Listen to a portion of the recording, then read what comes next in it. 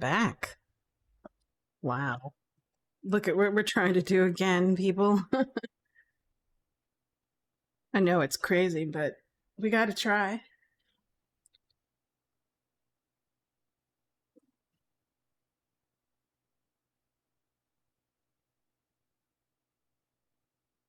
Hey.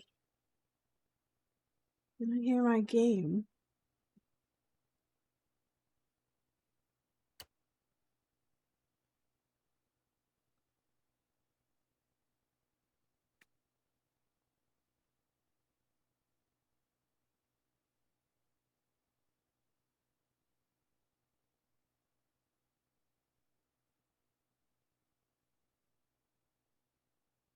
Let's see. Um,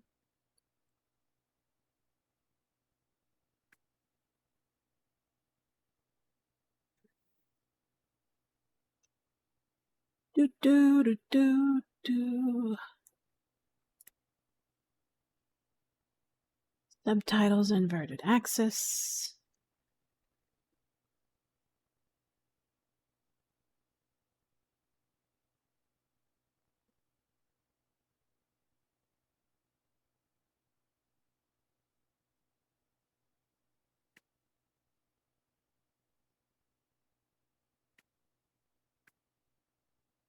I was hearing the game before.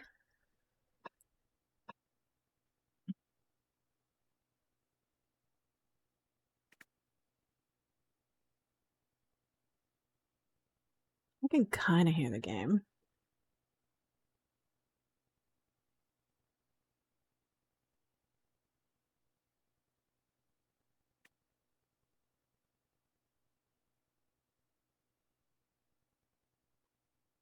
Confirm.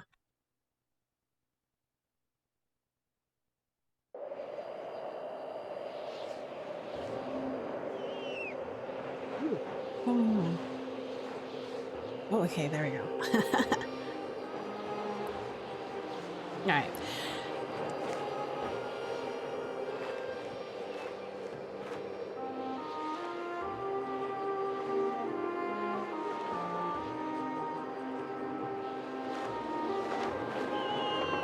All right. So a little bit of background story about this game and me.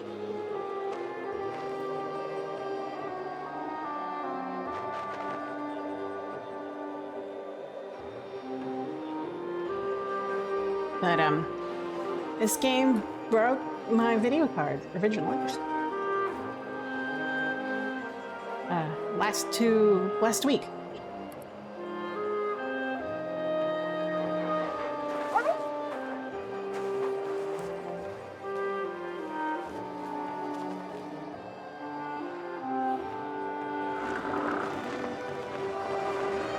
But I have a new video card, and I've done all my setups again.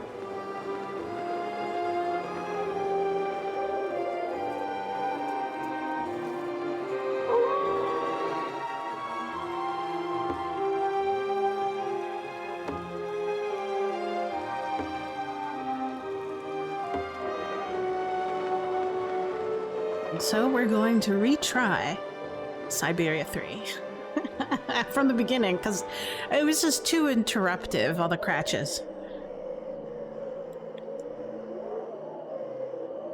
3 months ago, nomads found her dying in northern Syberia. Crashes, I mean. Walker. Kate Blur. Walker, born in New York in the United States.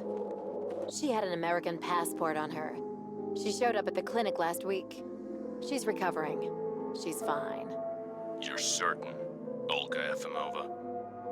You have to keep her there until we arrive. I will do what it takes. You can count on me, Colonel.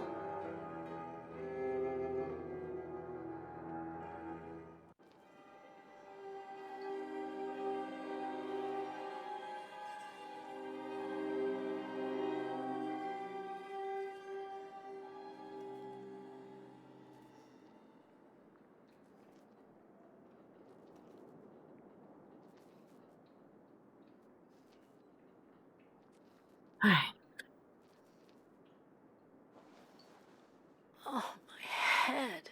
Hello, Kate Walker. Yes. Hello, Kate Walker. Hello. My name is Kirk, Kate Walker. Kirk of the Yukol tribe. Do you remember the Yukols? Oh, absolutely. Where are we? My memory's all mixed up. There was a terrible blizzard with snow and ice, and then nothing. We are in the clinic of Dr. Zamyatin, in the town of Valsambor. How did I end up here? We Yukols migrate with our snow ostriches to the sacred lands. It's a long journey. A very special journey. Very special journey. 1 month ago, we found you dying on a riverbank there in the north. We took you in and our shaman cared for you. Afterwards, we continued our journey. And today, we are both here to finish getting better.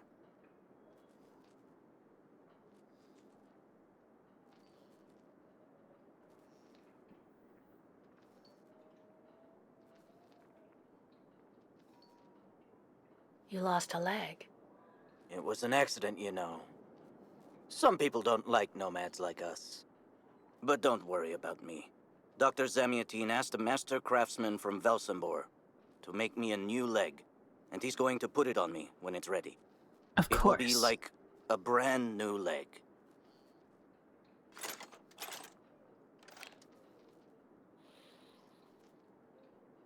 Why are you tied to that bed? That was the decision of Madame Olga, Dr. Zamyatin's assistant. She says I'm too restless, and it's the only way to make sure I get better. Apparently, it's going to take a long time to make my artificial leg. And in the meantime, my people are without a guide and are waiting for me, with the herd, so we can continue. If you don't mind my asking about your leg, what exactly happened to you? Soldiers bombed the route we were taking with our caravan. For no reason. Just to frighten us and force us to turn back. I was a bit too close to the explosion. A piece of rock. That's it. You mean the authorities did it on purpose? But why? They think that the snow ostrich migration has no place in today's world, and that my tribe should settle down once and for all. But we will never do that, Kate Walker. That would mean defying the spirits. And the Yukols fear the spirits far more than the soldiers. Why do the Yukols make the journey? My people live in symbiosis with the great snow ostriches, Kate Walker. Their wool protects us from the cold. Their excrement feeds our crops, and their meat feeds us.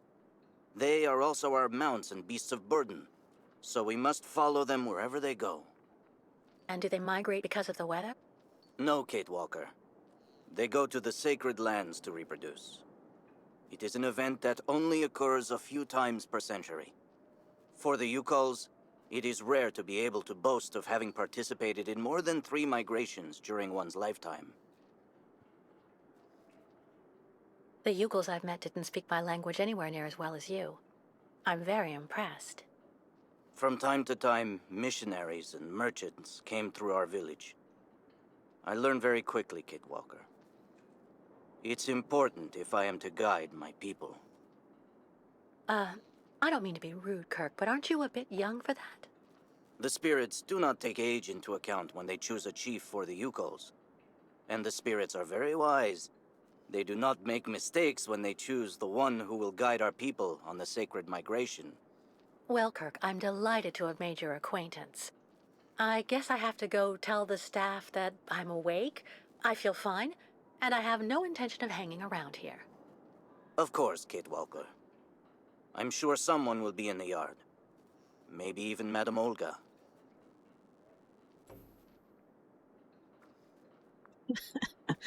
Oh, this game.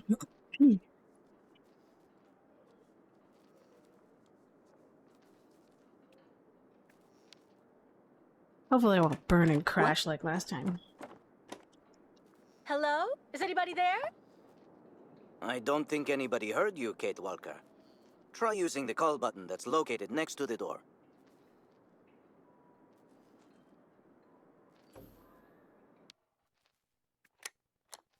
Nothing. It doesn't work, Kirk. I think I saw some of the staff using it the other day. Take a good look at the mechanism, Kate Walker. Maybe you can find a way to get it working again.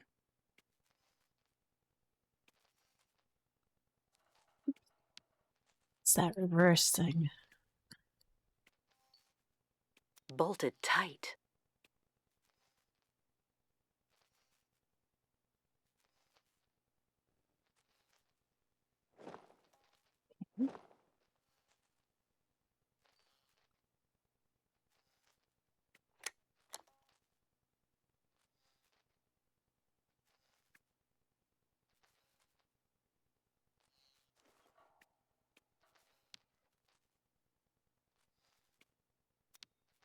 There we go. This diagram shows how to turn the call button on, but I can't do anything until I can get at the internal mechanism. Search the room. I'm sure you'll be able to find something you can use to open it up with.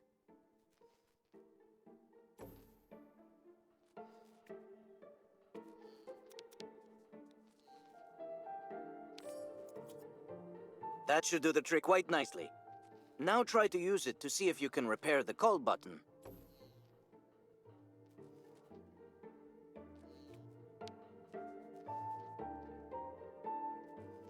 I perpetually live in fear that this game will break while I'm streaming. But the story is that basically this game Right. Let's see if I can repair the mechanism. broke my If you're graphics not card. sure, So maybe the diagram you saw earlier might help.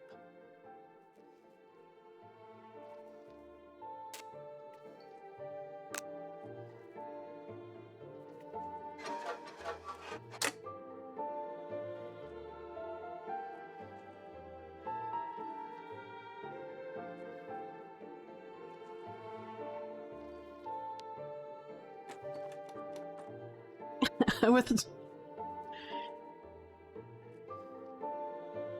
I watched the first part of Riven the other playthrough. It's interesting that it came out at a time when I wasn't interested in these games, right? So, and then someone just said, "Hey, why don't you just give it a try? Finally. You got Right, some Now time. I just have to find a supervisor. Go for it." Well done, Kate Walker. I'm going to have a bit of a rest now. Please try to come back and say goodbye to me before you go. And with Riven, it was like, oh, I'm. What kind of tipped me over into giving it a try was because I really wanted to, you know, a lot of people said it was pretty, so that was like really good for me. That was my tipping point. I know it's shallow, but I like pretty games. Go hold your head under the ice water in the fountain, Nikita. That'll clear up your damn headaches. Not his time. But This isn't a normal headache. let's see. Let's see.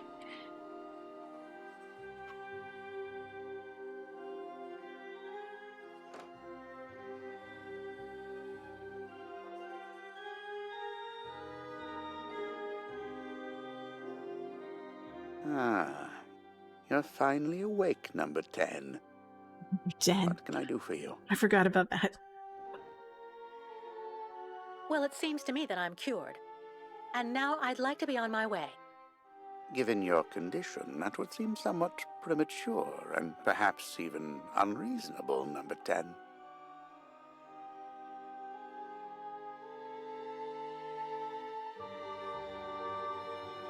What do you mean, my condition? You're in a coma for quite some time. That's not negligible. And even if you seem better physically, there may well be serious psychological after effects. So you're refusing to let me leave? Oh, no, of course not, miss. I have no intention of abusing any of the prerogatives of my position. Nonetheless, first you must submit to a series of tests that are designed to demonstrate that you have fully recovered. You understand. Please, sit down. Now, this voice actor's been everywhere. I... For the doctor, I mean. On that? Yes, yes, don't be afraid. What the...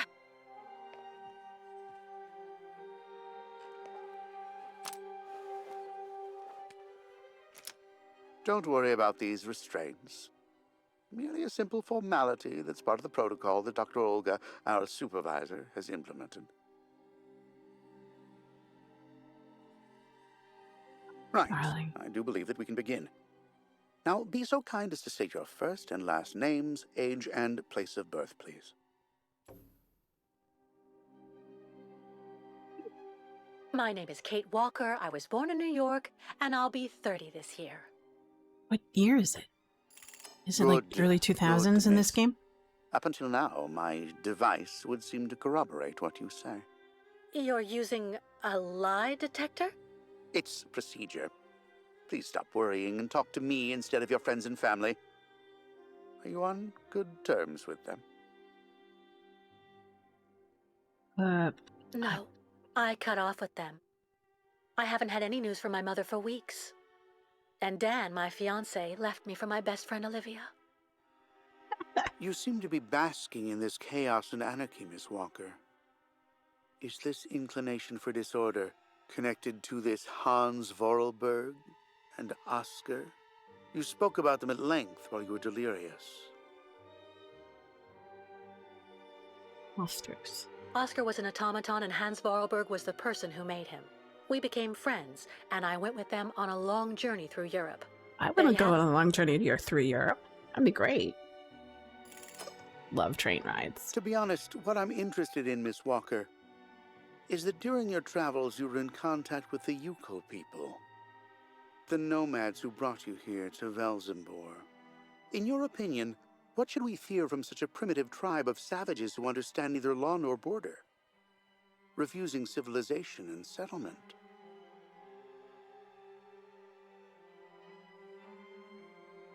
They should be left I alone. think, Doctor, that the Yukos live in harmony with nature, time, and space.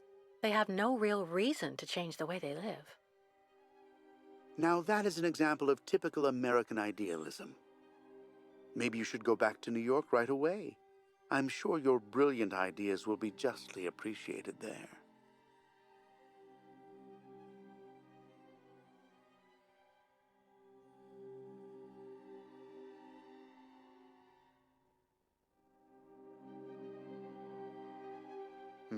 I see. In a way, your silence is quite answer enough, Miss Walker. I'm answering differently. So What I you would intend to originally. continue your journey through our country. Aw, A hazardous darn. undertaking with neither goal nor destination. Pity for a brilliant New York attorney who seemed to have a gleaming future. That's not for you to decide, Doctor. For the It's rest, true. I think I've demonstrated throughout this interview that I present no psychological after effects from my injuries. I would therefore like you to authorize my release now. Of course, of course. Do calm down, Miss Walker. I'm sorry, but I'm not used to being interrogated like this. Some years ago, I would have interrogated you in a very different manner, Miss Walker. I grant that I may still feel some nostalgia for the good old traditional methods.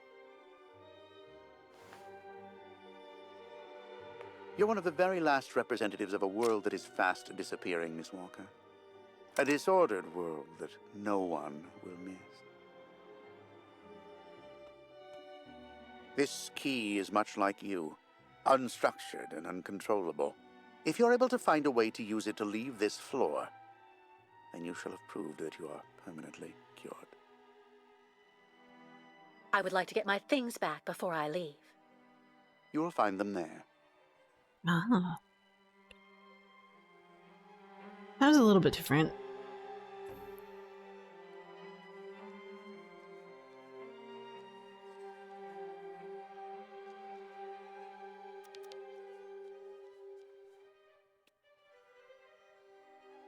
Yeah, so I was, as always, saying, is it Schmanky? I hope I pronounced it right. Sorry about that. Yeah, when Riven first came out, I think it was like 1997. I just wasn't interested in it. What was I playing? Turn around. Oh, yeah. Warcraft, StarCraft, and Diablo. So.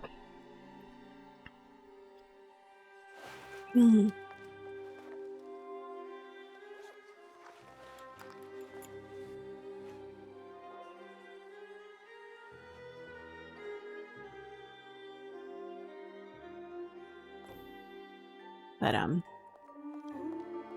what else? But yeah, it was fun. I really enjoyed myself. It was very pretty, and the story was pretty stellar. I was kind of, you know, I guess in college or at that age, I was more just busy with life, I guess. And now I've got time. So, time to chill, enjoy the finer things of life.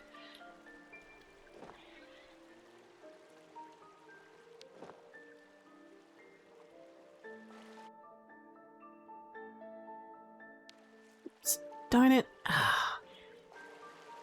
Freaking.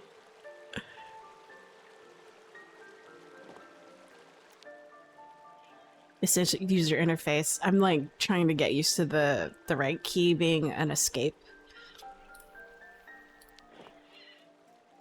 I'm used to hitting escape for escape, not any kind of user interface outside of that.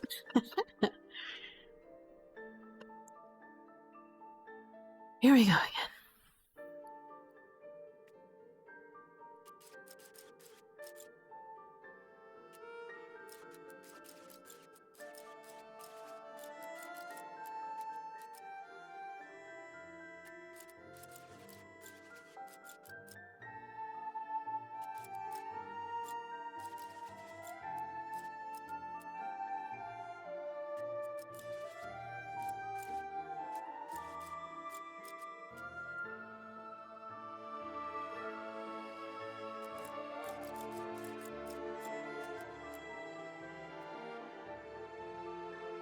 Now, with Syberia, I was gifted the game early on, back when it was in a box. So I played that.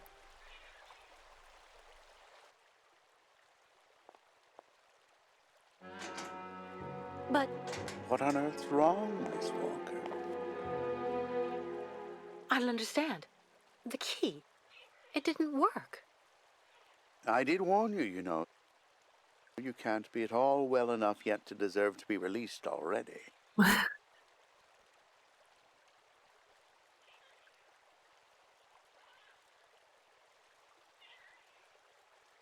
But what do I have to do? Why don't you go back and have a lie down in your room so you can continue your convalescence? But look at me. I feel fine. You have to let me go. Impossible, Miss Walker. The rule is very clear. Only those patients who are capable of opening the door may leave this floor. Leave the floor. Open the door. Made a rhyme. Please, Doctor. Can't we come to some arrangement? I promise I won't say anything to anybody if you let me leave. I'm perfectly immune to your rather sad attempts to bribe me, miss. If you do indeed want to leave the clinic, you must open the door. It's easy. Kate Walker, the perennial There's puzzle a problem master. with the key. That's obvious. I need to find out where it comes from.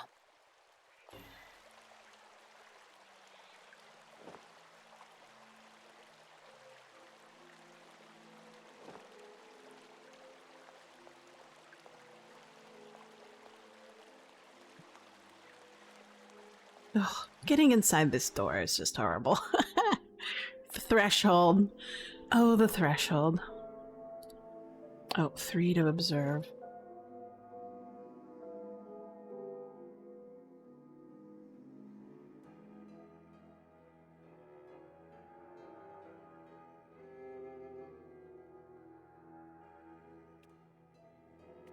I already know that everything works here. Let's check the key. These holes. It looks like something's been removed from the key. No doubt about it. My key's been deliberately damaged. I need to find a perfect copy if I want to be able to repair it. I can't remember when I got Syberia 2. think I got it for Christmas. Very Uh-huh. long time ago. When it was in a box, still.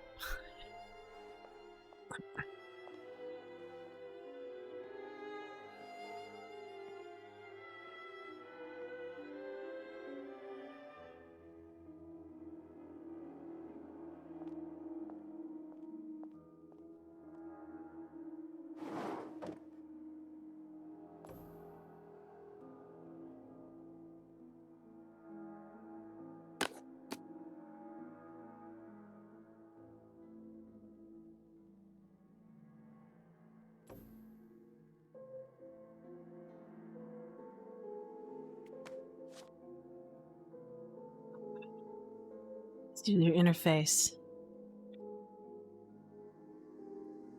So this thing again.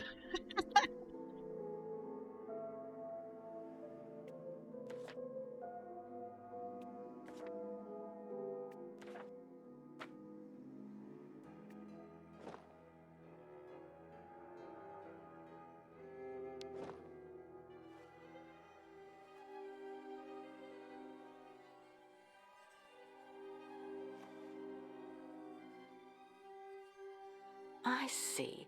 According to the picture, there's a pin missing. I need to find a way to fix it. But how am I going to manage it?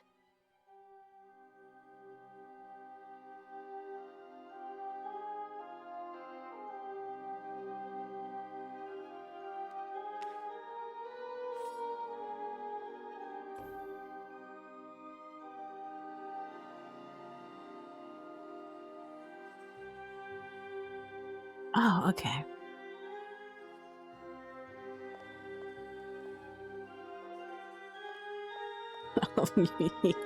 Get out the door, Kate. I love this user interface.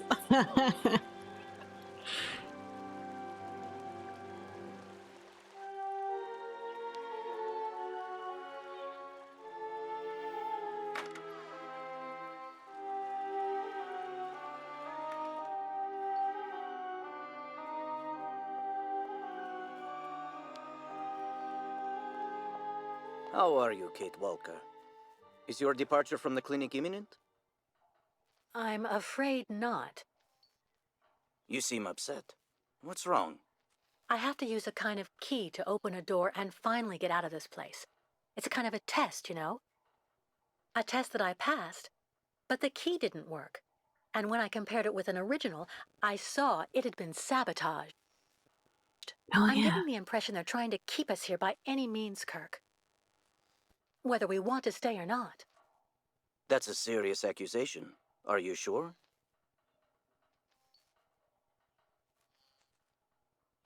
The proof is building up. First there's that key which doesn't work, and that bed you're trapped in, and your missing prosthesis.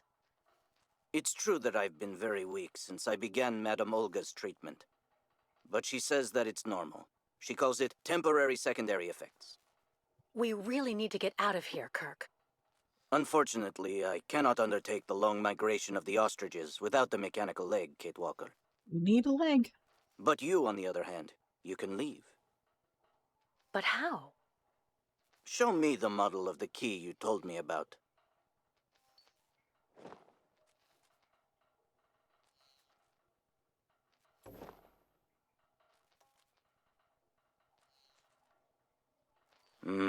That's what I thought. With this, my tribe's smith should be able to repair your key. If, of course, you find a way to get it to him. You know how to get to I him. doubt they have a postal service here. Go onto the balcony.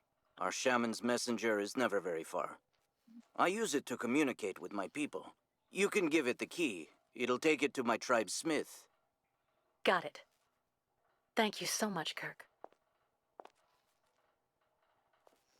Let's see.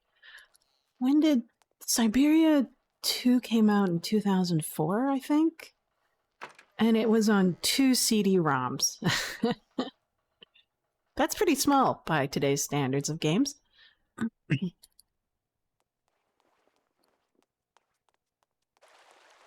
Oops. Oh. To get a key.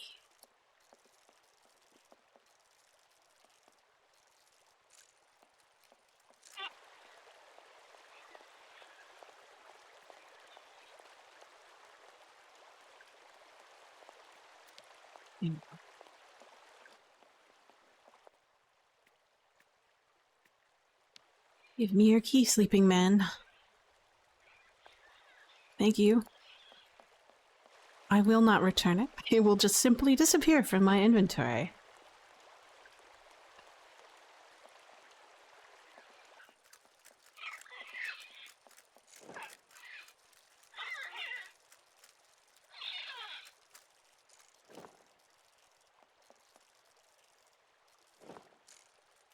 Oh.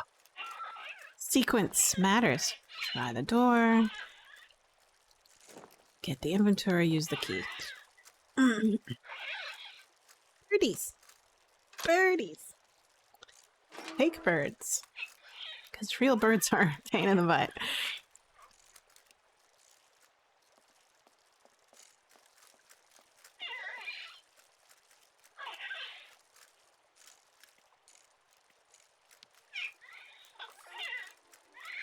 Mechanical bird. Look at her eyes shift. Well, excuse me while I steal this bird.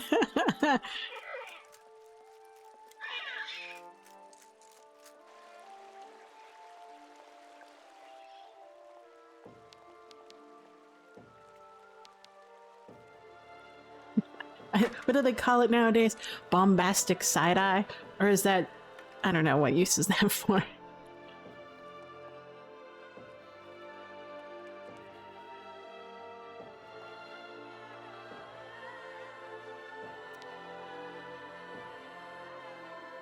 Hey there. That's it. Come on, come here.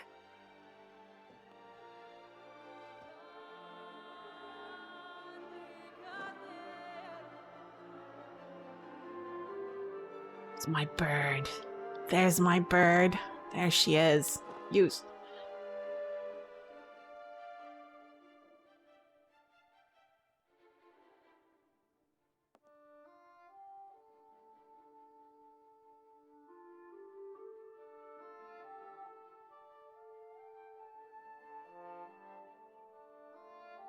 Oh, there it is. So my mouse disappears occasionally. I do not know why.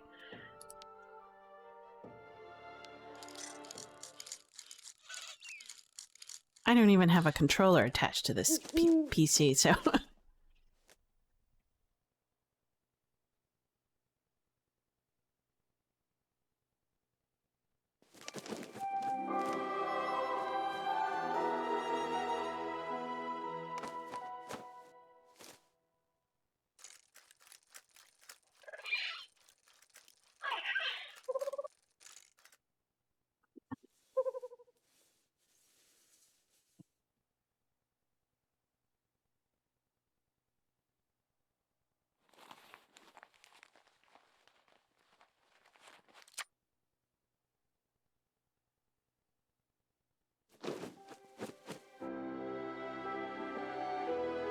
Birds!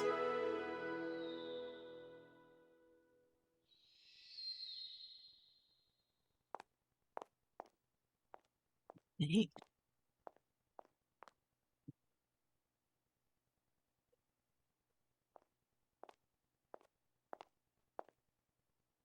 The owl flew away with the key, Kirk. That's good news, Kate Walker. Now we only need... It's the hypno chair is activated. I didn't know it had a remote. What's wrong? Dr. Olga's treatment.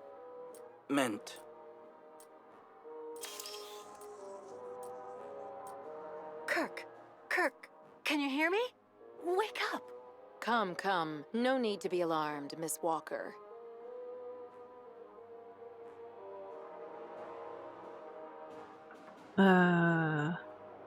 Two? You're Dr. Olga, I suppose. We weren't expecting you to awaken for another few days, Miss Walker. This is surprising, truly. If I had known, I would have come by earlier in the day to assist you in your return to the world of the waking. Unlike poor Kirk here, I have no need of help. I am very well, thank you. Fainting is a secondary effect inherent in the treatment, Miss Walker. God, look at her eyes. Nothing more. They're creepy. In medicine, despite any discomfort, Just ice protocol blue. must be respected. Oh, you mean that horrible mechanical bed where that poor boy is waiting for a prosthesis that never comes? That's protocol? And I suppose the same is true for the absurd interrogation I had to go through. You seem to have developed a singular paranoia since you came out of the coma. When we get the chance, I'll look into it. But for now, I'm going to ask you to please leave. I have to administer the next stage of the treatment to your young friend. All right. Fine, I'm leaving. I hope all this is going to help him. No need to get Well, then. tetchy. I can't imagine why you might think the opposite, Miss Walker. Look at this voice acting.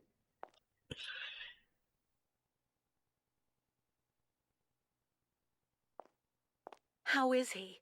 Your young friend is reacting to the treatment very well. Everything is fine. He's resting. Well, goodbye, Doctor. I'll come by and see you very soon, Miss Walker. Don't worry. I'm gonna presume that this game was produced in a different language prior. Let me see.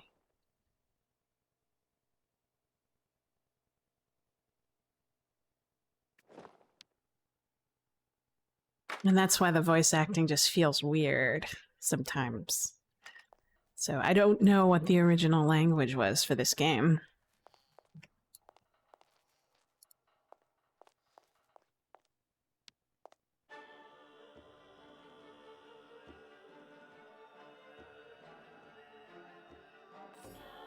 We have a key. Leave the sick ward. Kate Walker. Kirk! How do you feel? Not very well, I'm afraid.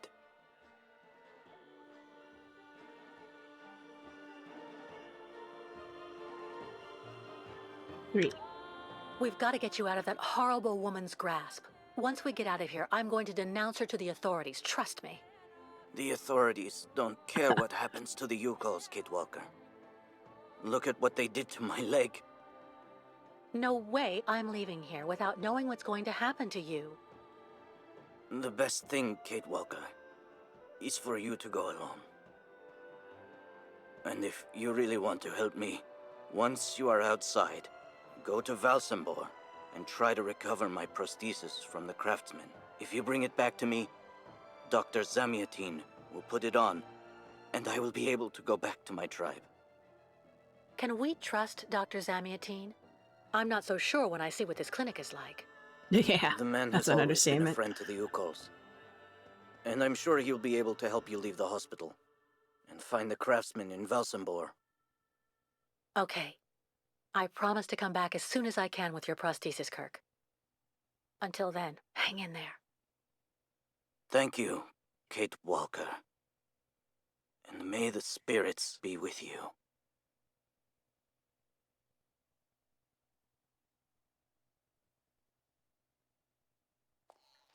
According to the internet, the creator of this game, Benoit Sokal, was Belgian.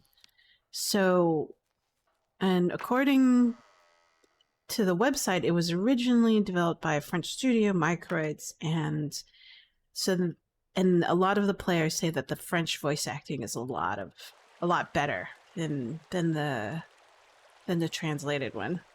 So that kind of makes sense why the dialogues don't really match the lip syncing.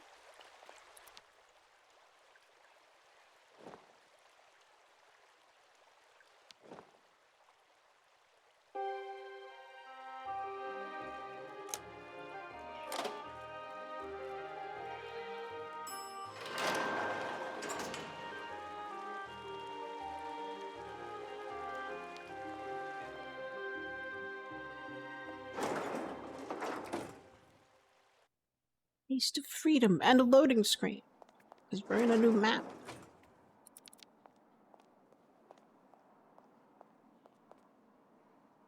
All in Cyrillic. Fancy that.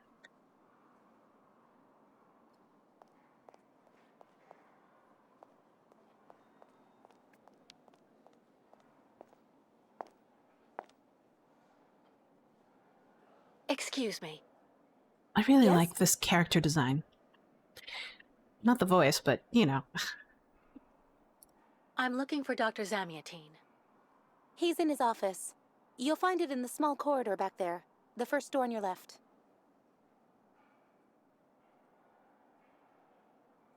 Pretty gloomy clinic. It could do with a bit of human warmth. It used to be the fortress of the Dukes of Valsambor, the ancient rampart standing against invasions from the east. The inhabitants of Valsambor took refuge here and often escaped the besiegers through mysterious secret passages. When did it become a clinic? That was 20 years ago, thanks to Dr. Zamiatine. 3. I would like to leave this clinic. Would you mind telling me where the exit is, please? Well, usually I'd have told you to go over to the other side of the courtyard to take the funicular that goes down to Valsambor. But it seems Dr. Efimova has shut off the entire clinic for security reasons. The funicular has been stopped until further orders. I see. Thank you for all that information. I'll be going now. Maybe you should head on back to your room and wait until they say the funicular is fixed and back in service. I'll think about it. Goodbye. I guess we're going back here.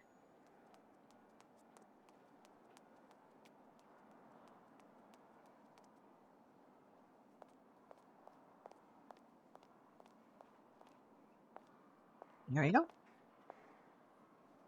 Ah, hello, Miss Walker. How very delightful to see you up and about. Even if I really have to admit that I'm a bit surprised. Our dear Dr. Olga painted a far darker picture of your current state of health.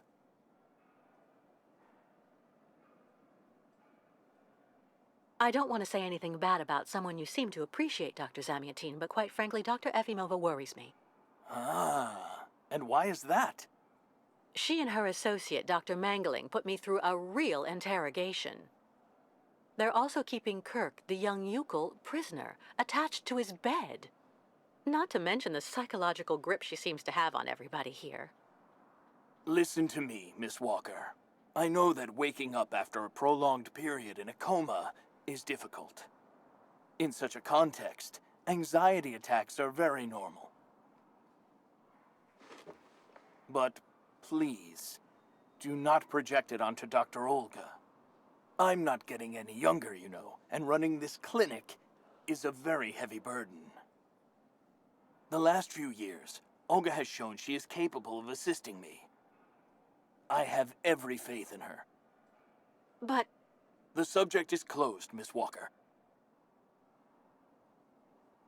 Please tell me about that pendant you have around your neck. I must admit I noticed it as soon as you walked in.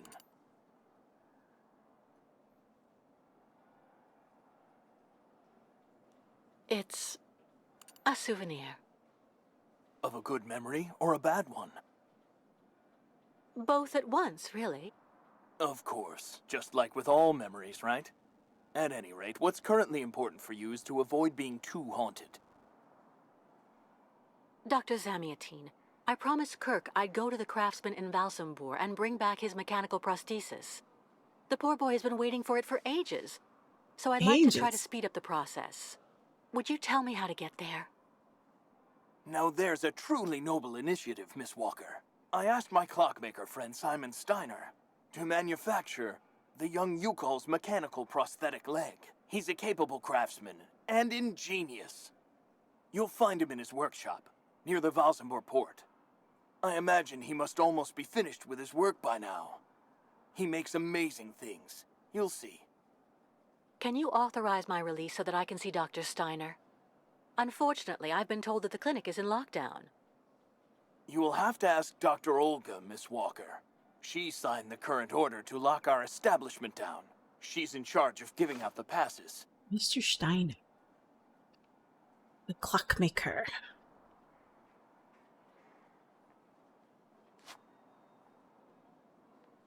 This book should answer any of the questions you may have about our Yukol's friends. Farewell and bon voyage, Miss Walker. Bon voyage. Merci. Oh, we have questions. Why did the Yukals ask you to heal Kirk? On each of their migrations, the Yukal shamans and I have exchanged medical knowledge.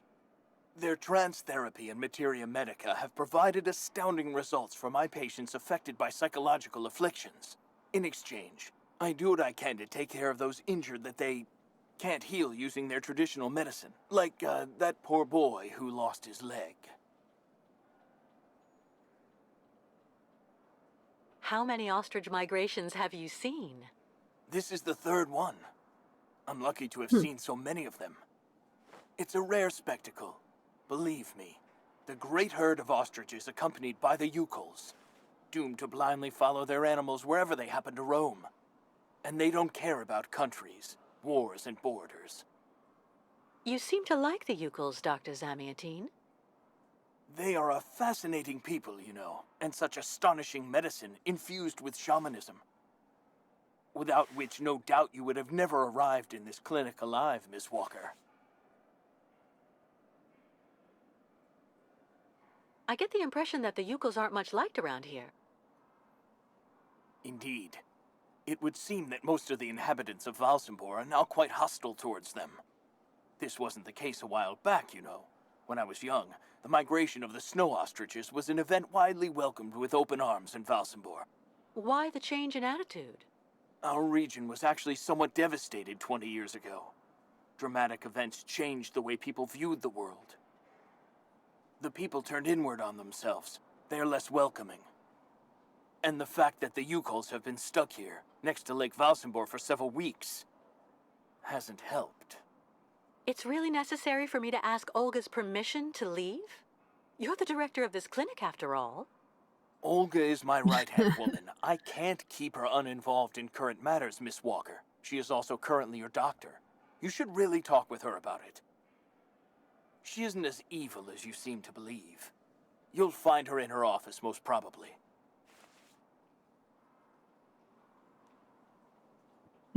Maybe she is.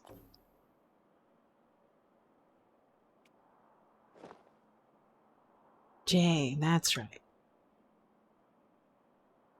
3.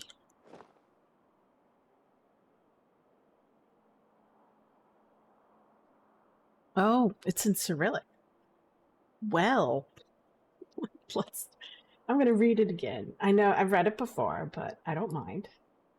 But I do need a little bit of music while I read. We'll turn on some soundtrack music. 2. Chapter 17 extracts from the Yukol Culture Across the Ages by Bronislaw Maus, 1962. Mammoth butchered by Yukols, according to Yukol tales recorded by Bronislaw Maus.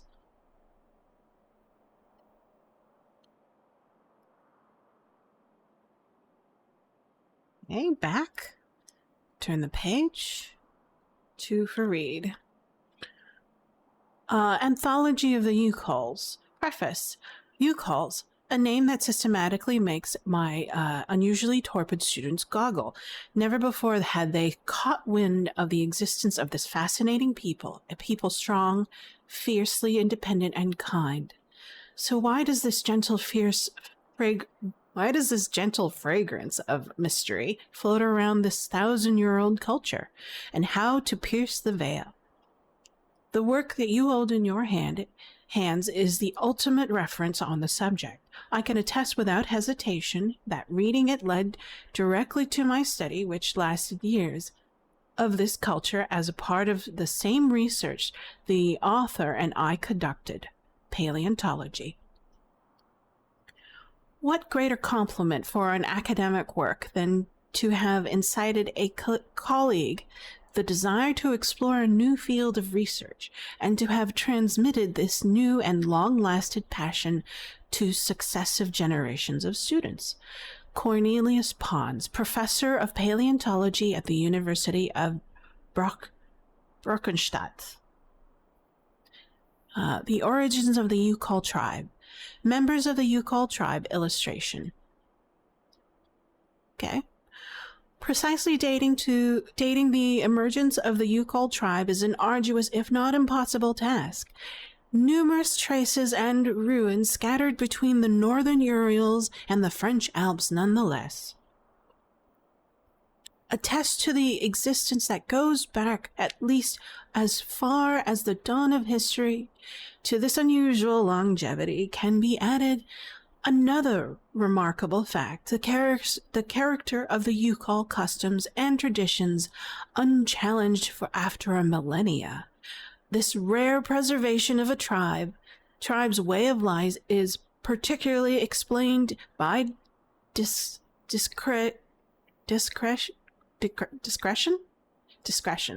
as the Yukols are almost unknown among us. Change the page. 2 for read. The correlation of two factors is behind general ignorance of this tribe. The first Yukol's nomadic way of life, or more specifically semi-nomadic. But we shall return to this point later. Itself, the reason for the second factor, the routes taken by the tribe are mainly located unknown and mostly wild territory. Still, very much of the outskirts of the great, in terms of size, and dominant civilizations have left their mark on Eurasian history. These two factors have thus enabled the Yukols to elude all attempts at ethnic and religious purification, remaining outside the main conflicts that have shaken the continent. So many parameters that have made the preservation of their culture possible. Nonetheless, we shall return to this point later. The Yukols are not unknown to all.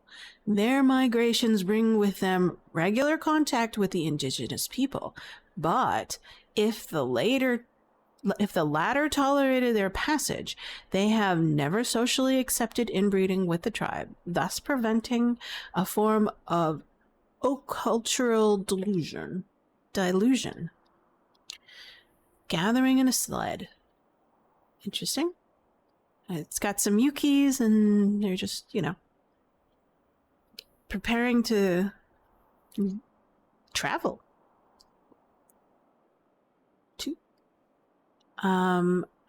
Relationship with nature. There is an undeniable, almost organic connection between the Yukol tribe and the nature. The rare traces accepted as being of their civilization attest to the cave-dwelling tradition backed by a strong ability to adapt. The tribe inhabited natural grottos during its wanderings in the western lands, while in the Arctic regions they occupied ice caverns that they carved out by hand. The Yukols also lived in symbiosis with a variety of animal species, whether it's the owls they have tamed and trained to act as messengers, or the little-known Yuki, Canis urus polaris, used as a tracker, sheepdog, and sled dog. The tribe has become an expert at domestication. The Yukol's survival is directly correlated to that of a certain animal species. There is considerable evidence of the tribe having been in close proximity to mammoths in prehistoric times, with the animals serving as beasts of burden, a means of transport, and sources of meat and wool. Their gigantic bones also used as building materials or to make furniture. Yukis. An illustration. Yukol architecture. Interesting. It's an ice cave with a machine, a water wheel, it looks like. So back, and then move over, and then 2 for read again.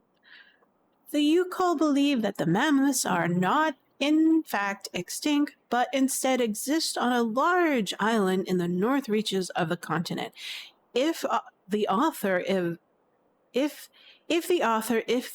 of these lines should prefer not to indulge in the formulation of an opinion in direct contradiction to scientific consensus, he is nonetheless forced to admit that he has seen, with his own eyes, examples of Yukol craftsmanship made from the bones of pachyderms in an astounding state of preservation or conservation. Sorry. I'm making up words as I go.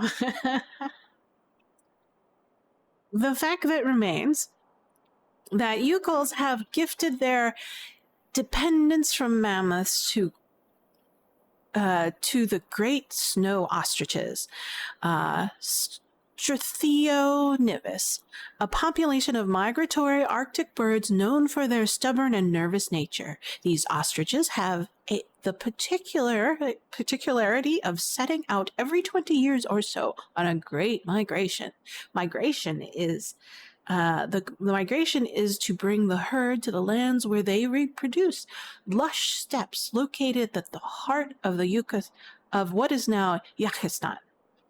And we have a Yukol riding a mammoth and a Yukol riding a great snow ostrich.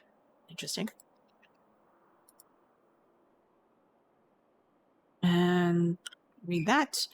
Animism and spirituality. One of the most fascinating characteristics of the Yukol culture resides in its ability to absorb a material imperative.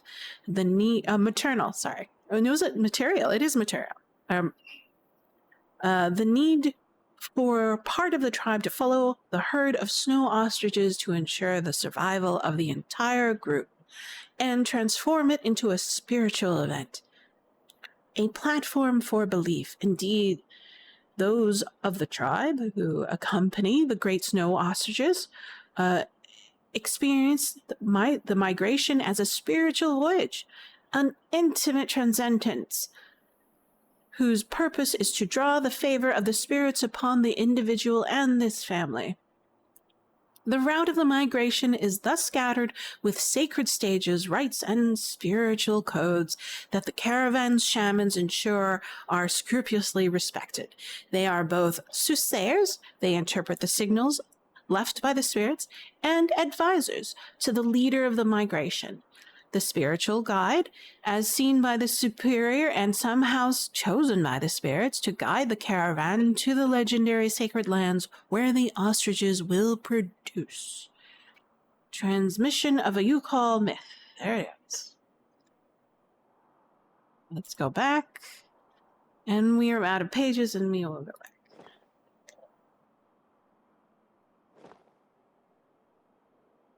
Woo! What a fantastic book. I kind of like this mythology. Ah, there it is. There's the exit. And then I think this is... What's her name? The American is awake. There it is. You must hurry, Colonel. How is she doing? Fine, apparently. She is docile for the moment. This may not last too much longer, I'm afraid. And what about the tribe of nomads? Just like the past few years, Lake Valsambor hasn't frozen over, so the herd can't cross the ice. They're stuck here. And also, their young guide is still in our control. If everything goes as planned, soon the Yukols will have no choice but to go back home. Especially as I have a plan to speed things up. Fine. There's also the American detective, Colonel. He should be arriving soon. Let him meet with Miss Walker if that's what he wants to do. No point alarming him just yet. But when all is said and done, we're the ones who are handling the young woman's case. No American is going to come here and tell us what to do.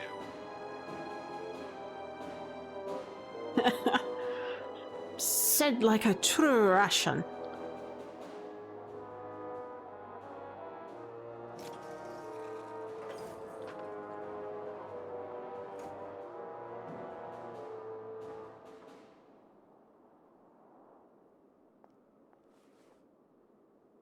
What? Where did she go?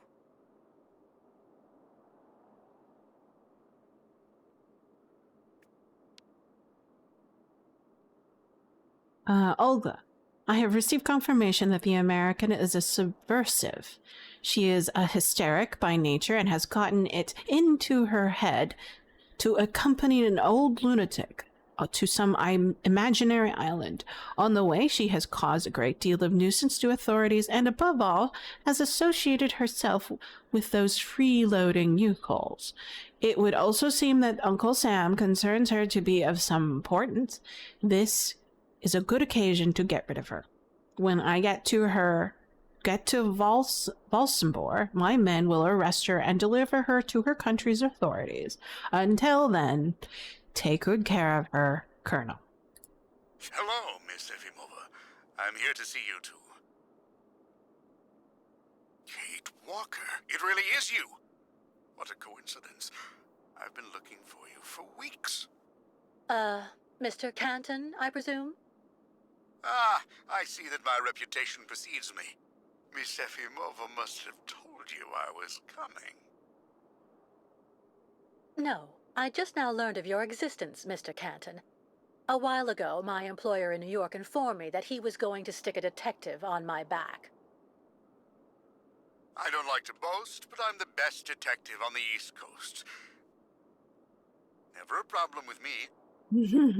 I've been asked to bring you back home safe and sound, Miss Walker.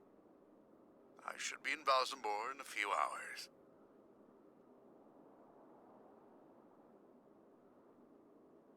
I have no need of a knight in shining armor holding my hand, Mr. Canton. Look, Miss Walker, I'm just doing my job. I'm sorry. I'm afraid you've made the trip for nothing. Yes. I mean, I'm not so sure. The Justice Department is looking for you, you know. It's a lie. The feds are looking for me? But what's the charge? I've done nothing wrong. Embezzlement! Apparently you took off with a contract for the sale of the Clockwork Toy Factory in Vorarlberg. That's not embezzlement. That's theft. And you took advantage of the seller's senility. You're even suspected of being responsible for the death of one of them, a Mr. Hans Vorarlberg, the last heir authorized to sign contracts with the company you represented. That's not negligible. You know, Miss Walker. This is completely ridiculous. And as far as I know, you aren't authorized to represent the Justice Department in this country. You're just a detective. So you'll have to put up with it, Mr. Canton. I'm not going back to New York with you. So leave me alone. Wait, Miss Walker. Please be reasonable. Goodbye, Mr. Canton.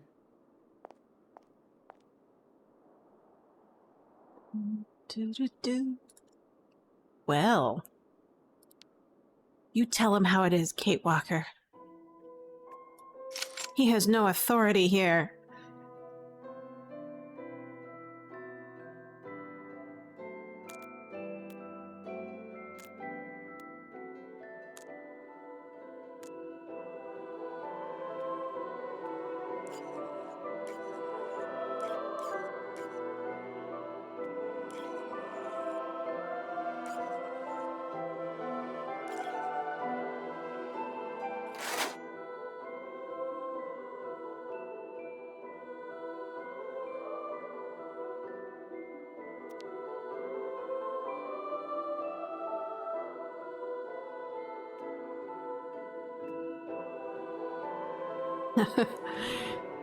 Kind of tetchy, this one.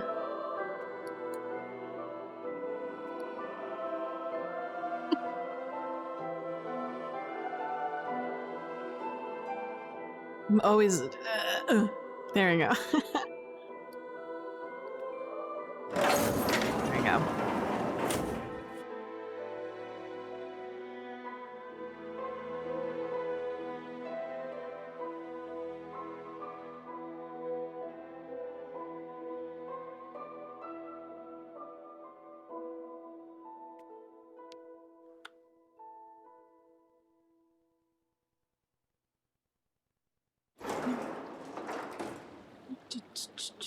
It's a crypt.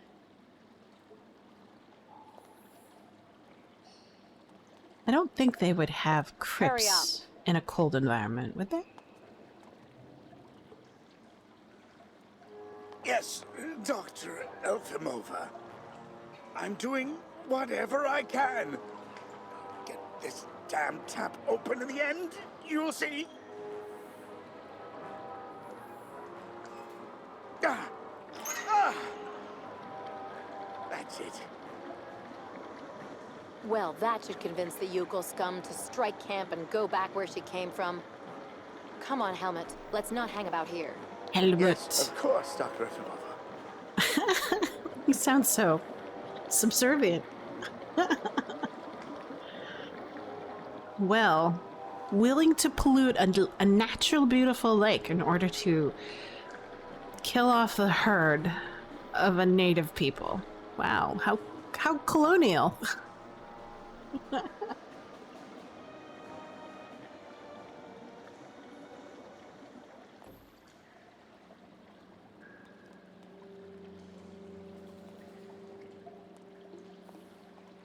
Always need a jerry can. I think since Amerizone, they've always had like a jerry can somewhere.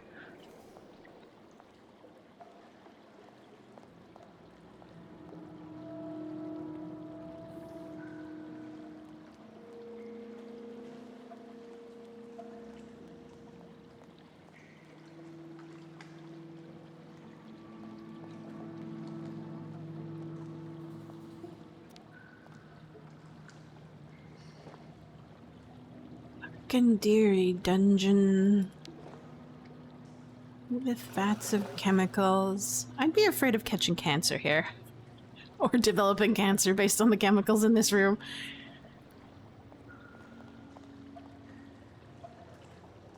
Whoops.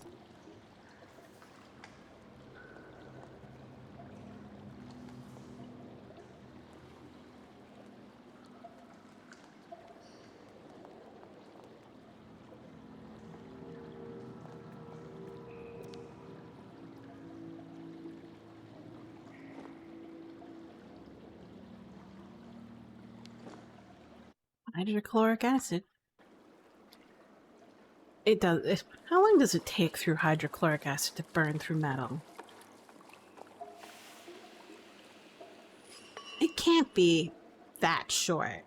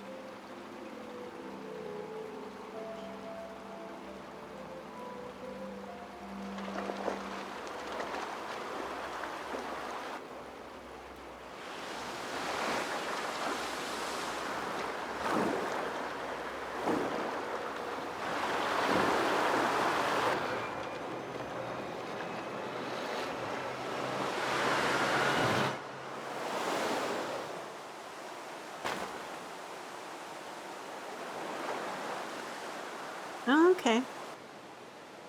Carbon steel can be etched within 10 to 30 minutes. I love the internet. I learn a bunch of shit from it.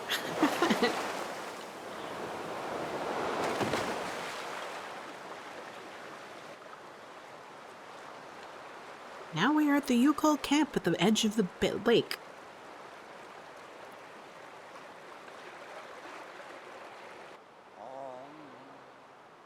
Oh. Messy water.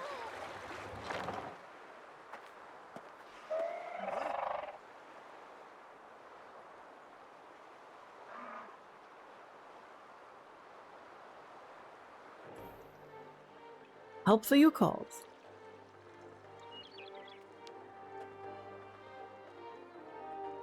Hello. Engenemuk. Tuk tuk. Bikolet.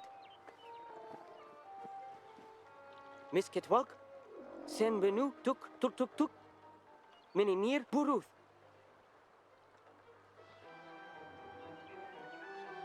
What's going on? God, what happened to that poor ostrich? Ostriches want drink very bad water, tuk. When ostrich is thirsty, ostrich is thirsty. And ostrich is not smart, Miss Ketwalk. She lako tuk. Head hard like hard rock. Try to hold them back as long as possible. There must be a way to filter the river water. Unganemuk. But Miss Ketwalk, go quickly. Miss Kate Walker. It's the shaman Hello, lady. ma'am. Ah. You remember me, Miss Kate Walker. Me, ayahuasca. Great Yukul shaman. Me go there and find you somewhere there in the world of the spirits. So you're the one I owe my life to, Madame Ayahuasca. It's you who cared for me before taking me to the doctors in the Valsambor clinic. I don't know how I can ever thank you. Tuk girl. Miss Kate Walker go clean river water right up there. Since she traveled long time in magic world, spirits now her friends. They will show her the right path. Very well. If you say that the spirits are going to give me a hand, I'll try to do that. That's me. I'm a spirit. I'm gonna guide her. I know exactly where to go. Because we're trying this again. I'm gonna complete this game. Ladies and gentlemen of the spirit world, if you want to show me the way, now's the time. Yes, ma'am. Will do.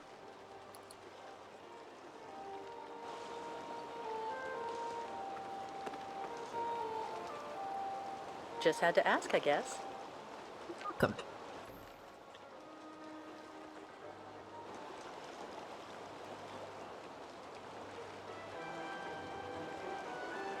This gauge is obviously for measuring the water flow from the dam. This gauge is obviously for measuring the water flow from the dam. Like...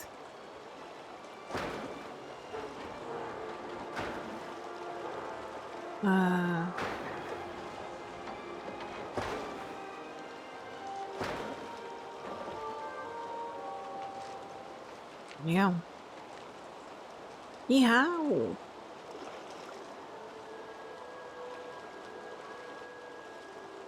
Let the water flow.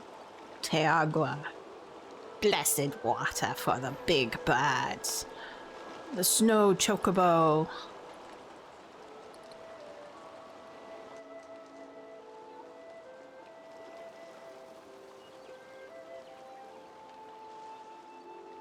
Real ostriches are mean. They're very hard to domesticate.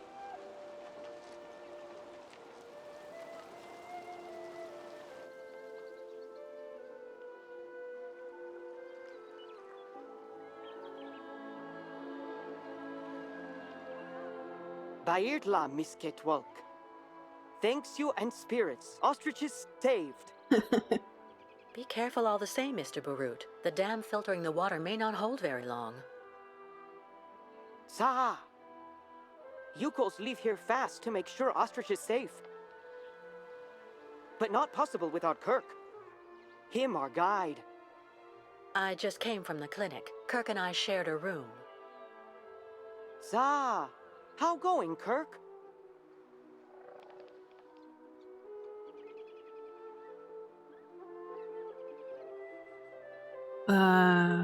Reassure. Tuk? He's fine. Don't worry, Mr. Barut. Tuk. So why him not come back with you? It's taking a while to finish his artificial leg. It would seem. No, Kirk. Yukos cannot leave here. So ostriches want continued journey without Yukos. Can't keep ostriches here very long. Ostriches cross Lake Valsambor alone. And then eaten by lake spirits. Tuk. The ostriches crossing the lake, so that has to be a part of the migration? Tuk tuk. Baranur, on other side of lake, is path of sacred plains. Ostriches lay eggs in hot sand on sacred plains. But lake, not anymore frozen, so not be able cross. Listen, Mr. Barut, do your best to calm your ostriches while I go to Valsambor. I promised Kirk to go get his prosthesis and bring it back to him. Bartla tuk. Miss Ketwalk, you friend of Yukos. I'm going to speak with the shaman now. Ayahuasca will be very happy. See Miss Ketwalk. She go with you and around you a lot in world of spirits, so they free you. You not die because of her. Tuk tuk. I wonder if like tuk is some sort of verbalization of punctuation in their language. Full stop, you know, exclamation point, question mark, you know, that kind of stuff.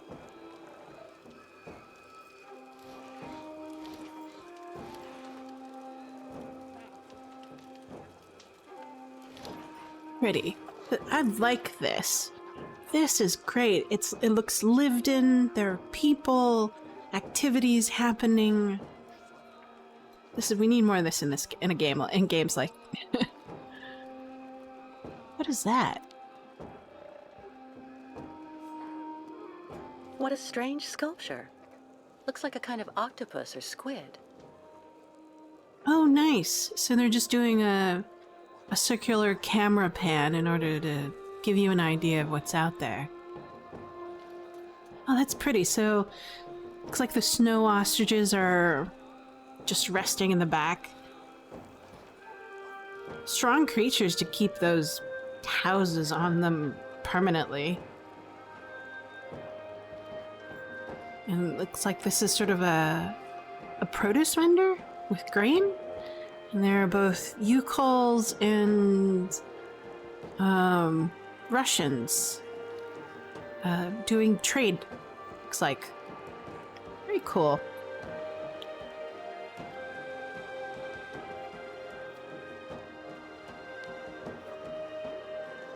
Hello. Hello. Kunuk Mak, Miss Catewalk. Like collect souvenirs? Well, that sculpture there. Haha, Kilak. That great spirit, very bad, Miss Catwalk. Evil monster of water in Great Lake. Oh, I see. It's a representation of a local legend. Haha, not legend, Miss Catwalk. Kilak, very great, very bad. Live at bottom of lake. If the monster really existed, wouldn't he have attacked your ostriches when you tried to cross the lake to continue your journey? You calls always cross in day. Kilak not like day and light. Always when lake frozen. Kilak not be able to cross ice to eat ostriches then. But now, lake still not frozen. Ostrich is impatient. Not good, not good. So, how's business? Tuk tuk. No more client tourists here. No more like you calls in Valsambor. Not good for business. Why don't they like you here? You calls stuck staying too long in Valsambor. Not good. Must leave fast. One of you repaired a key to help me escape the clinic. Was it you? No. Smith, over there. Ah.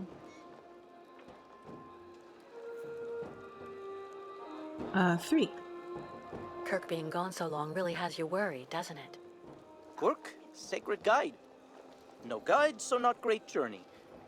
Miss Getwell comes with news about Kirk. His treatment is weakening him, but he was fine when I left. Ah, Quirk come back very fast.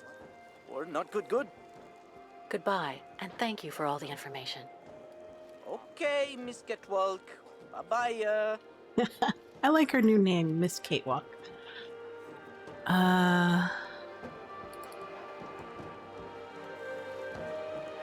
Sinister. Ah. It's alright.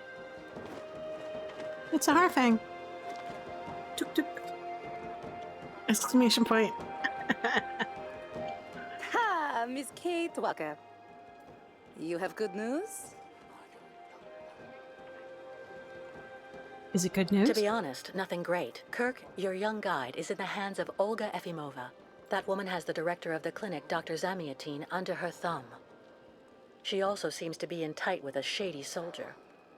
These people hate you, Ayahuasca. They can't stand your way of life. They're the ones who poisoned your ostrich's water. I think they're also holding up Kirk's prosthesis to keep him in the clinic and stop you from continuing your migration. People not like Yukos now. Yukos out of date. Tuk-tuks. If Yukos without guide, not able continue great voyage. Return to north and never leave again. And then ostriches die. Or Well, ostriches. hold on. We're not at that stage yet. I promised Kirk I'd go to Valsambor to bring back his mechanical leg. Tuk! Magic leg not only problem for Yukos.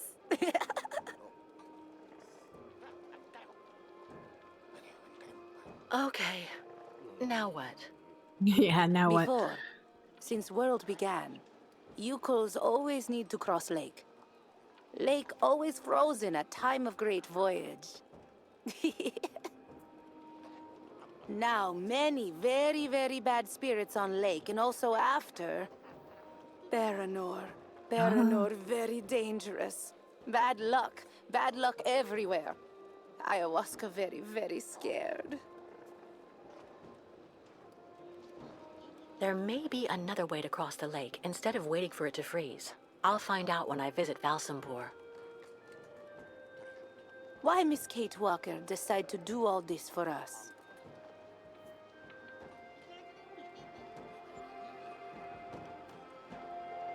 Without the Yukos, I would have died of cold and hunger next to a Siberian river. It's true. only natural I should give you a hand in return. Look! So Miss Kate Walker decide accompany Yukos on great journey? We'll see. First, I have to go to Valsambor. But like you, I seem to be a prisoner in this camp. Yukos not have right to go to Valsambor now. Miss Kate Walker like them. Now she must find pass so that she able to leave here.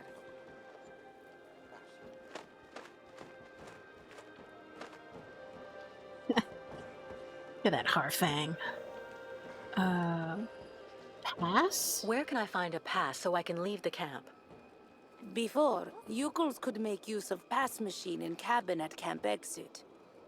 But authorities decide break it in small pieces, so now we cannot use. Miss Kate Walker should ask client tourists in Valsambor. That's Strange the lake taking so long to freeze. This must be a consequence of global warming.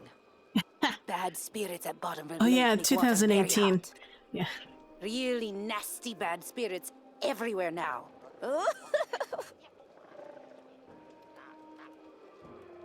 I was told about everything your tribe did for me when you found me. Thank you so much. Miss Kate Walker cured. That's what counts. Job of ayahuasca. I'm going to try to find the pass that you told me about. Miss Kate Walker, go quickly. Yes, ma'am.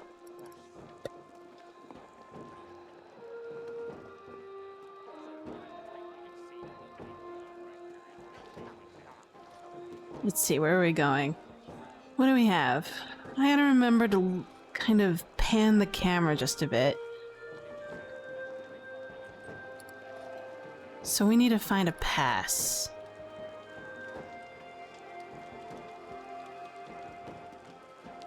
Ooh.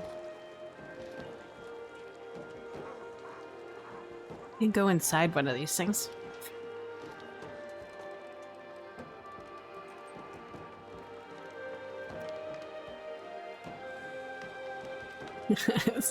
Let me tell you about these three-dimensional boxes. It was a three-dimensional box that broke my graphics card, my old one.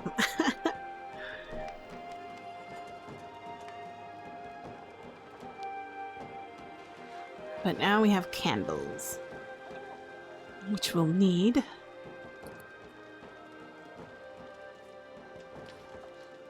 And we will need to talk to...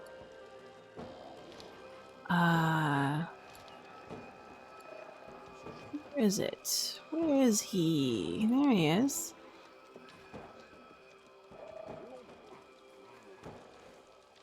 Vegetables. A hothouse pepper. Sir, excuse me. Hello, miss. You're not actually from here. I can hear it. What on earth is a young American doing in our beautiful land? Business? Or perhaps tourism? Oh, it's a long story, believe me. I see. In any event, you must try and visit our town. You know, Valsambor is very charming this season. And may I suggest you drop by my tavern? It's the best restaurant in town. Probably true. One. I'd love to do a little sightseeing, but for that, you'd have to be really sweet and give me your pass for Valsambor. How much do you want for it? Take it easy, miss. If I didn't have a pass, I couldn't even get home. However, I may just have the answer to your problem. This is my wife's pass. She's not well, so she couldn't come with me. The document is perfectly valid, except she forgot to get it stamped at the town hall. And that's a problem? I'm afraid so. Without the stamp, the document is worthless. Not that long ago, you just needed to get it officially stamped at the police checkpoint, over there at the camp gate. But there hasn't been anybody there since the town decided to come down hard on the U-calls. So this pass is useless? Not necessarily. You need to add a stamp that looks like the official Valsambor seal. The police aren't that sharp-sighted around here, I have to admit. Anyway, I didn't say a word. Good luck, miss. And don't forget to drop by my tavern when you're in Valsambor. Thank you, sir.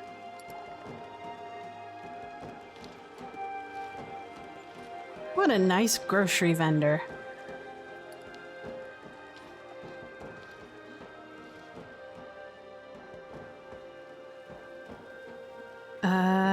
Out here?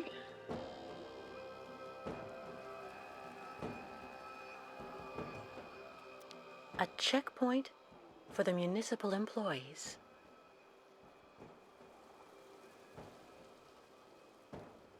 Stop! You may not pass. May I ask why not? Miss, as the inopportune loitering of the Yukon nomads in town was proving to be disturbing the tranquility of the inhabitants, Mayor Bulakin has ordered access to Valsambor to henceforth be restricted to those presenting a duly stamped pass, which confers the authorization to access said town.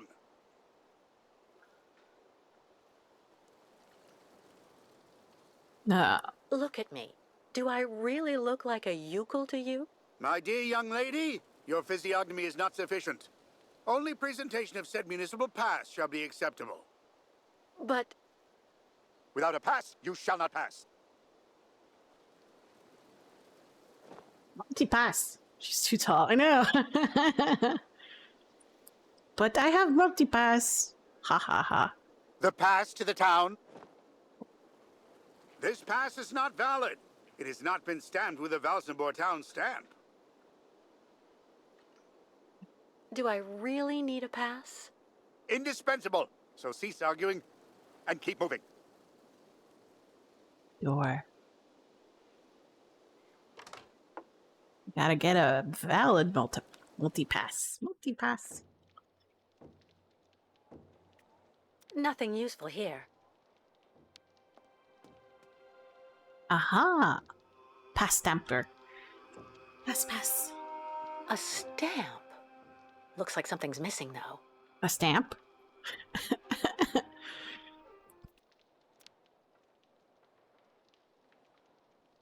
We'll take that. And then we'll grab this. And then we'll go head back. And then back out again.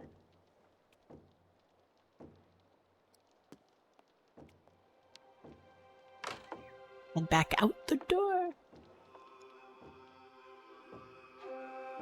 Yes. Yeah, you need visas. Visas are important.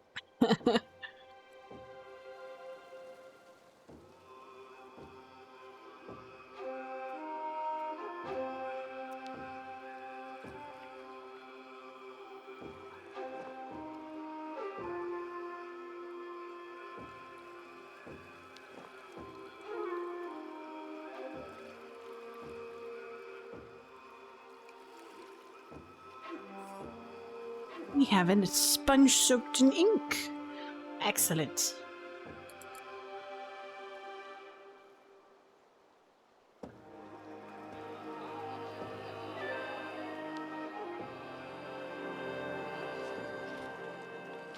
Let's see. We'll talk to the smith. Over here. Over here. Over here. But hard to navigate the market. There you go. It's pretty though. Hello. Look, Mark, Miss Catwalk. Need something from Forge? Well, Yes, of yes, course. I do. I need a stamp that has the same shape as the Valsambor seal and that I can use with the press at the camp gate. Complicated. Need model. Tuk tuk. You have that, Miss Catwalk? In my inventory, I have so many things, sir. Take a look at this.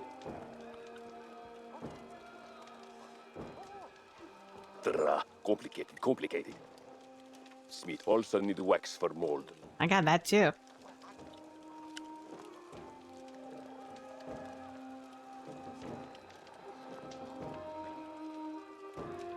Good job. Stamp ready in not long time.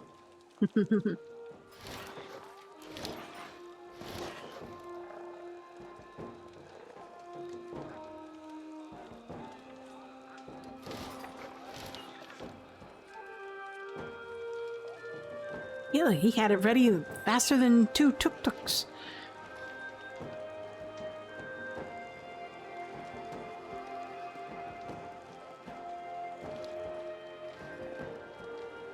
Stamperoni. We have been stampified.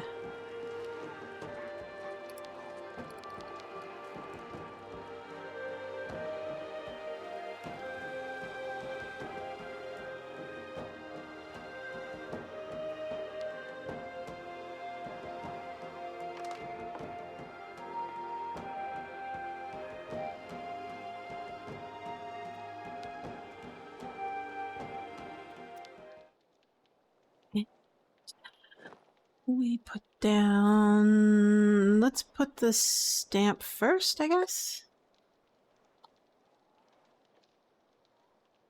Let's put the ink thing first. And then we'll put the stamp next.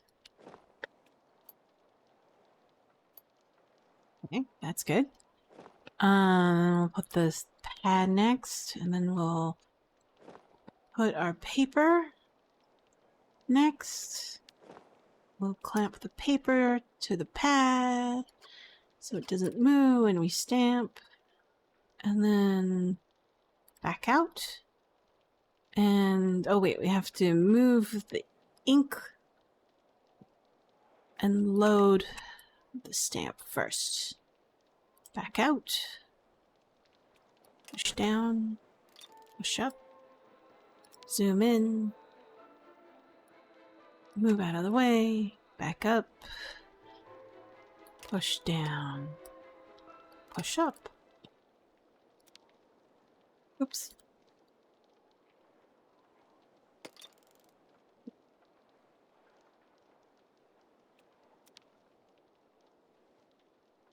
And then we'll take it out.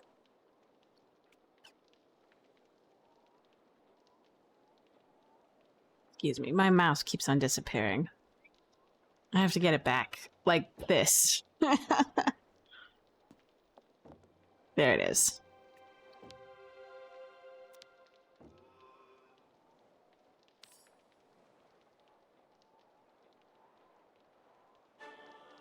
Uh-oh. Wait, it's ominous music time. Hello, Miss Walker. Very happy to finally catch up with you. Mr. Canton, what on earth do you want?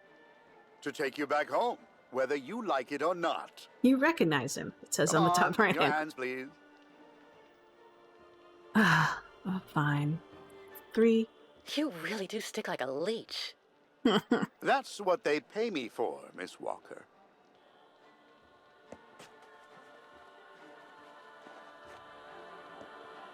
Mr. Marson?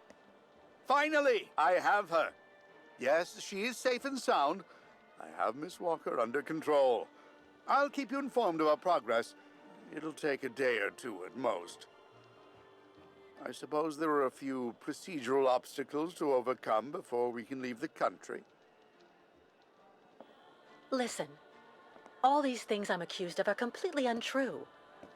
Hans's murder, embezzlement, it's nonsense. And while we're wasting time here, I can't help the Ukels. And believe me, they really need it. I am not your enemy, Miss Walker. If you haven't done anything like you say, it's in your interest to go back and defend yourself in court. There's nothing left for you to do here anyway. Not everyone here is your friend in these parts, I'm afraid. Let's trick him. Well, all right, Mr. Canton. You win. I'm glad you're finally being reasonable, Miss Walker. Now we just need to wait for the representative of the regional military authorities for the administrative procedures. I don't think it'll take long to get our papers, so we can leave this place then. How long do we have to wait? I've been through a lot over the last few months, you know. I'm recuperating. I'm still a bit weak. Well, it could take a few hours at the outside. Would you mind bringing me a glass of water? I don't feel too well. It's the damsel. I feel a bit dizzy. I'd have to leave you here in the meantime. I'm not sure that... Please, Mr. Canton. I really think I'm going to faint. Don't worry, Miss Walker. He believed your I'll lie. see what I can do. But don't move. That's impossible. We know Quick. that. I have to get free and get out of here while Canton is busy.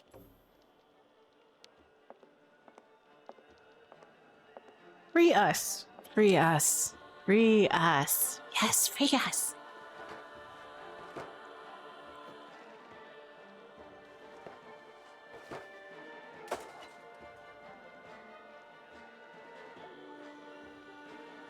It didn't break. God, I need to find something else.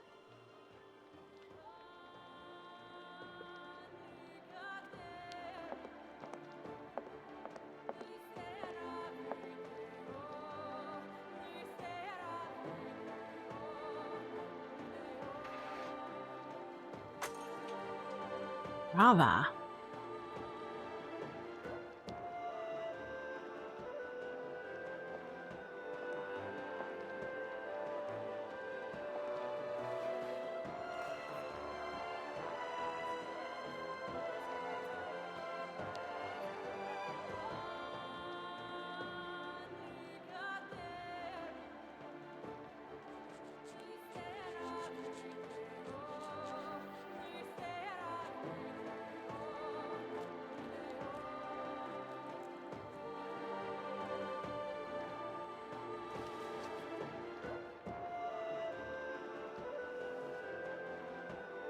Free at last.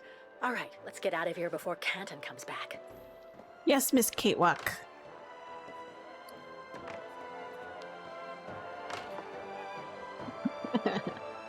Tuk tuk. Let's get out of here.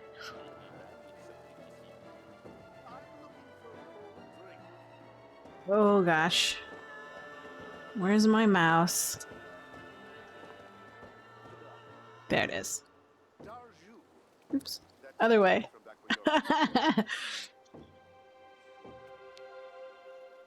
Three.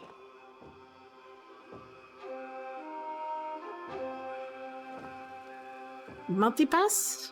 Take my pass, oh officer.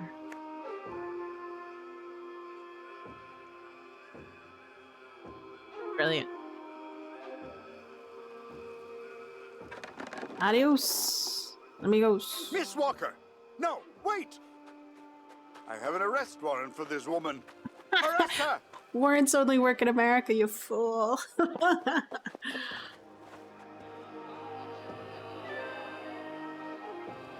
You have no jurisdiction here.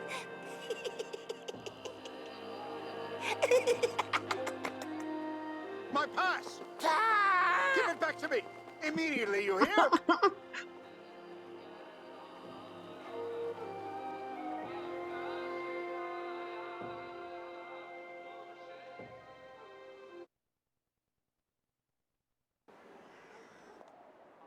look at that.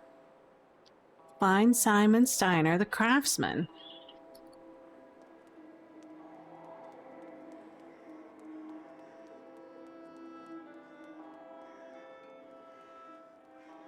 Oops.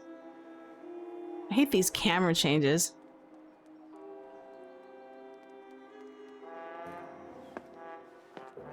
Uh-oh. Captain. Captain, oh Captain, you drink too much.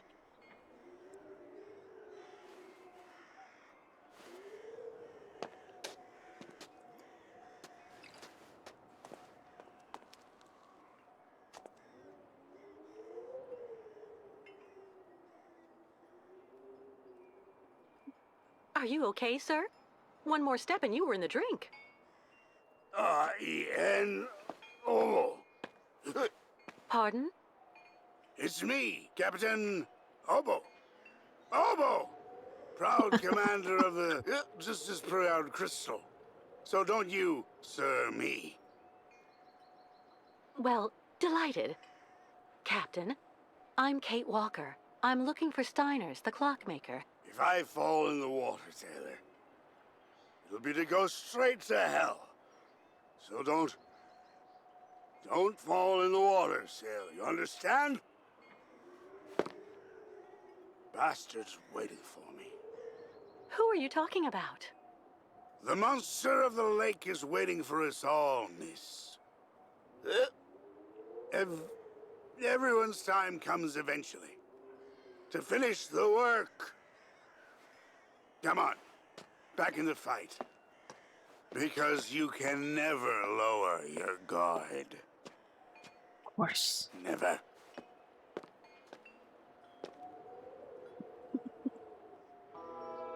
A man with a history, a past, and a large sea creature.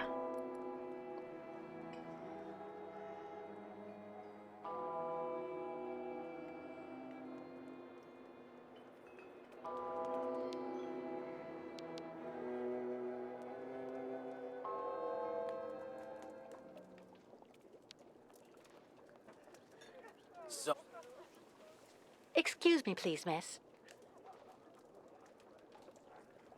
Yes? I'm looking for Simon Steiner's.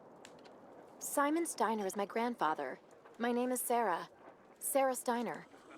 Pleased to Oh, meet you, hello. Sarah. I'm Kate Walker. Can you tell me where I can find your grandfather's workshop? Of course. You'll find his shop is at the end of the alleyway, on the left, just as you leave it, in the main avenue.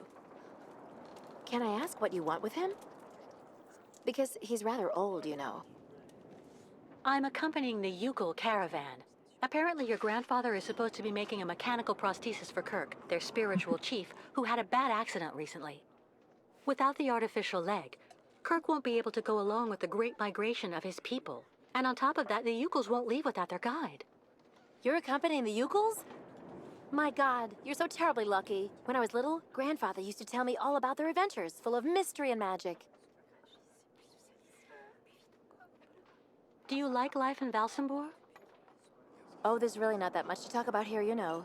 I spend all my time here or with Grandfather since he got sick. Stuck in a small town. There was no one who could keep an eye on in him your for small you? town world. We can't afford it, I'm afraid. I also think I prefer it this way. My grandfather is my only family. I guess you're pretty close to your grandfather? Yes. Of course he can get a bit grumpy. Especially the last few years. Some of the characters But in the he's actually background. really adorable. And you should see the work he does. Give him a few cogs and springs and he'll give you some unbelievably incredible invention. He almost makes mechanical objects seem alive. I see exactly what you mean. I used to know someone like that too.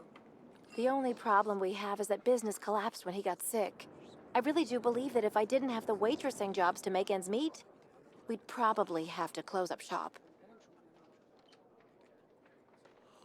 You seem to like the Ucals, Sarah.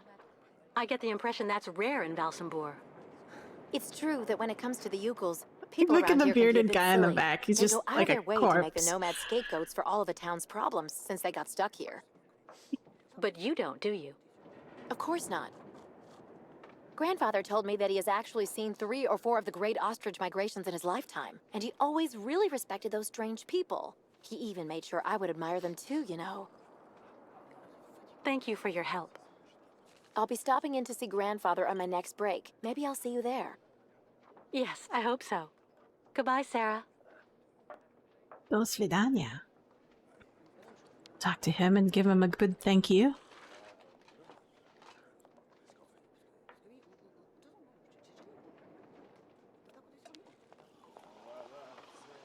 Ah, miss, delighted to see that you finally managed to leave the Yukol camp. Yes, thank you very much for the pass. Well, now that you're at last here, you'll be able to taste my famous borscht. It would be my pleasure, but I do have to find Steiner the clockmaker right away. Simon Steiner? Ah, in that case, you should speak with Sarah, our young waitress. She's his granddaughter. Ah, we can ask about Captain Obo.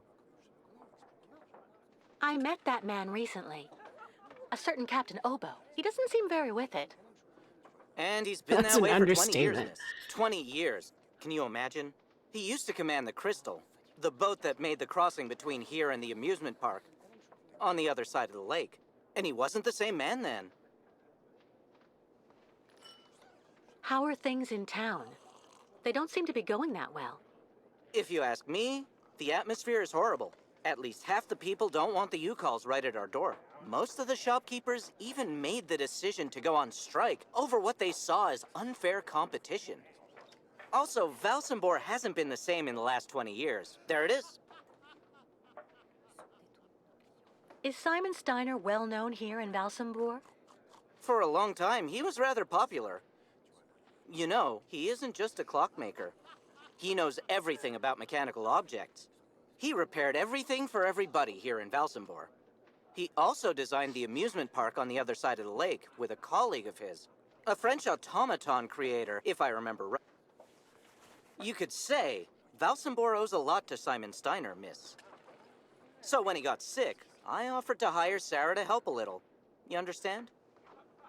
I'm off. Thank you again for your help. See you soon, miss. I borscht. It's the least you can do for the pass.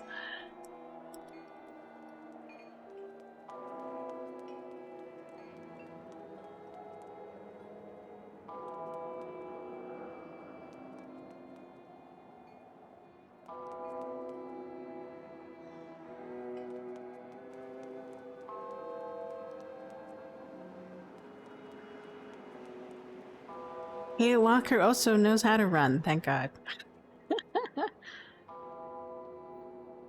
Oops. Come back. No! She always breaks on stairs. There you go. Let's take a look. Steiner. Steiner. Steiner's clocks. Back.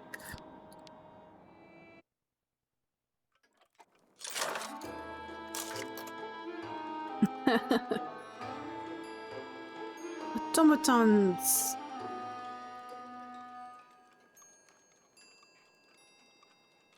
Hello. Are you Mr. Steiner?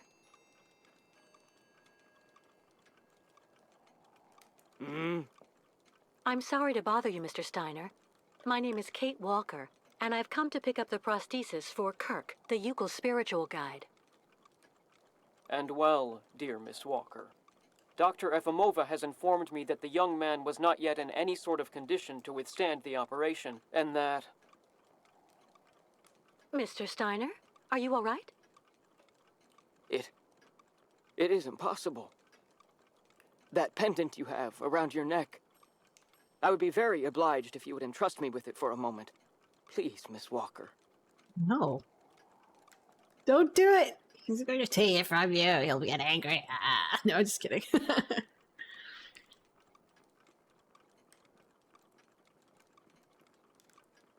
Mein Gott.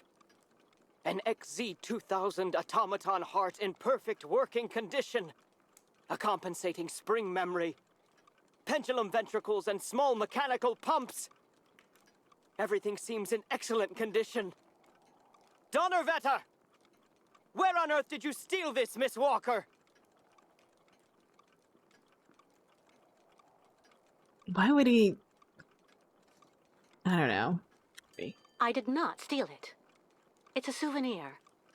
It's all I have left of Oscar, a very dear friend. Ah, so. And yet I am actually very familiar with this type of precision mechanism. An infernal precision. Incredible, unique expertise. For this was a Vorarlberg automaton, Miss Walker. Duh. Yes. It was Hans Vorarlberg who designed this object. Tell me, did you know him? Oh, yeah. He even lived here a few years. We did a lot of work together. He taught me so many different things, you know. So it is useless to try and make up silly stories, Miss Walker. And I am afraid that I am not about to allow you to leave here as long as you have not told me the truth about where this object comes from. It came from Oscar.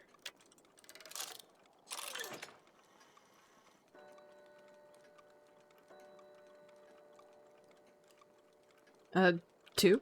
Mr. Steiner, Oscar was a very special automaton. He inspired almost human emotions. But today he doesn't exist. He isn't dead, of course. Because what has never lived cannot die. Oscar was just dismantled. It had to be like that. All that I have left of him is that heart, a heart made of metal. It's far more than just a heart, miss. It's far more like a kind of mechanical hard drive. A computer that is full of cogs, gears, and springs, but...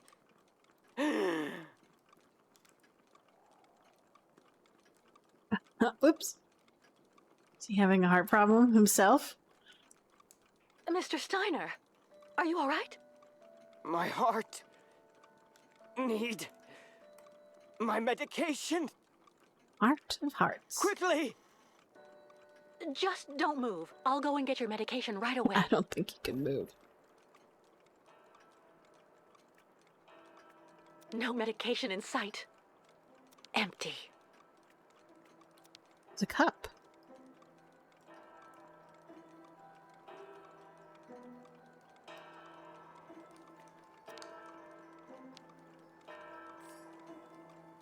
Empty cup.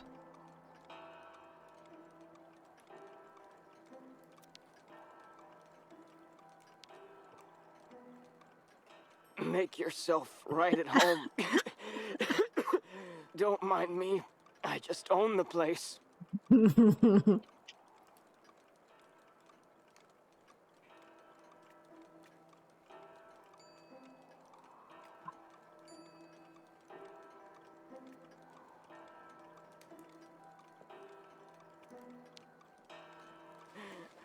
So, you would abandon me to my fate?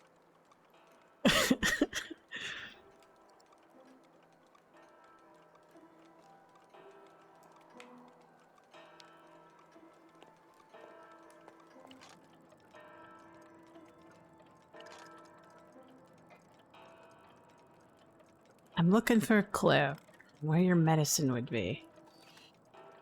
Ah, what's this? It's the leg. Kirk's prosthesis, but it looks like it isn't finished. A woman's writing saying, "Grandfather, don't forget to take your medication 3 hours before dinner." 3 hours before dinner. Okay, so that's a clue.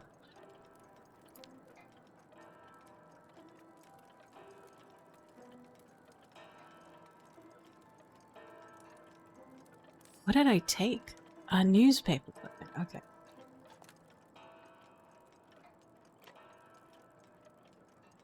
It's a boat. Okay. Oh, I teleported on the other side of the boat. Excellent. What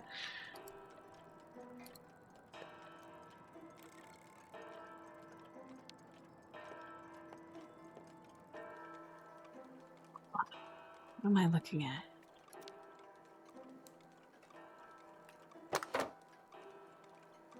No medication. Nothing that could help him.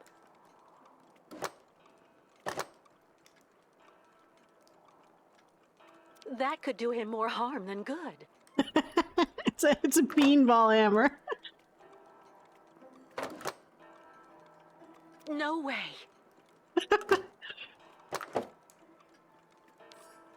Aha! Steiner's prescription. That'll help. Middle click. No, middle click? Pass. Pass. No, J. We want J. V. Read. Doctors Zamartine, MD, Tuscanuskia Facility of Medicine, accredited specialist in labor and health and safety medicine, Valsenborg Clinic, March 8th, general practitioner, prescription, 3 vials of spirulinol and 3 boxes of lasolactide. Recommendations: take daily, preferably at tea time. Definitely before dinner. Back.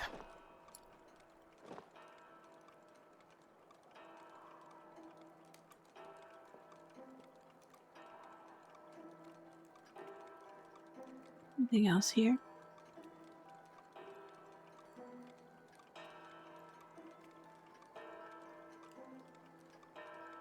Ah. What's this? Can I take a look at that? No, I can't take a look at that.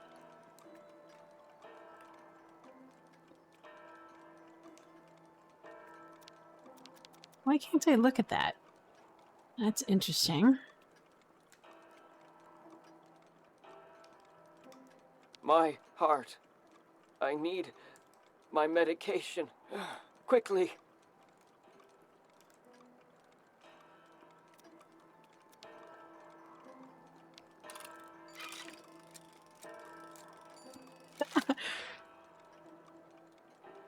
Mess with the bird. Is there anything else I can look up here?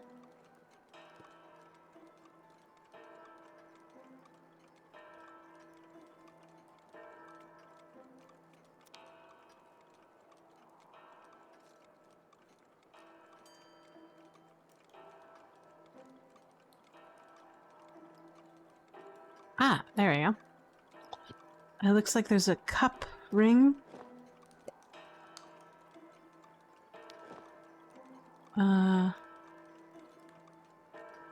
Now what? Ah, there we go. Ah, okay.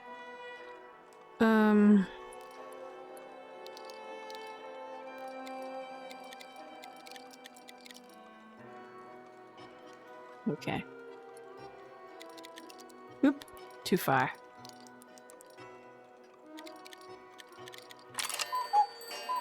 Cuckoo.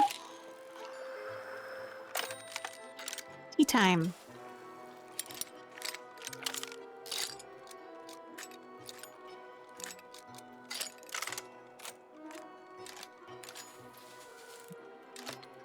A woman's writing? Yeah. Probably Sarah, the granddaughter.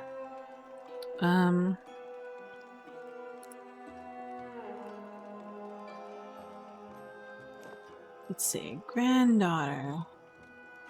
Tea time. Here you go, sir. Medication in a cup. Some tea. Thank you for your precious help, my dearest Miss Walker. I'm afraid I may have judged you somewhat hastily. Don't mention it, Mr. Steiner. Tell me about the prosthesis. I need to take it back to Kirk very quickly, if, of course, you agree to let me have it. Yeah. I just have a few small adjustments to make. It involves very precise and meticulous mechanics, understand? Will it take long? I'm sorry to insist, but I also have to give a hand to those unfortunate Yukels. I need to help them get across the lake with their herd of ostriches. I'm so worried about them. Once the mechanical leg is at last ready, I can go to the clinic and bring back young Kirk to you. That way you only have to worry about what happens to the other Yukels.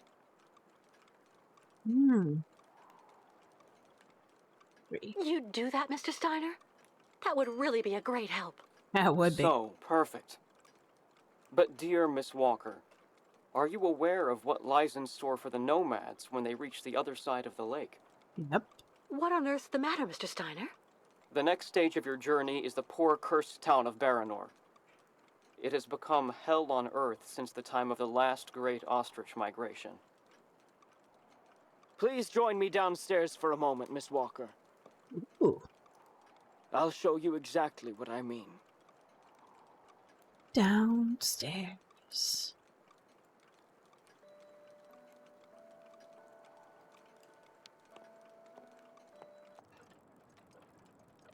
What's in here? Oh.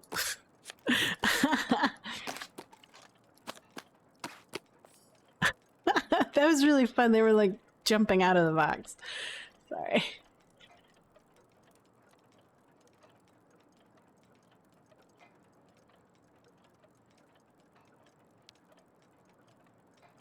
Look just next to the films there, Miss Walker. You should find a film on Baranor.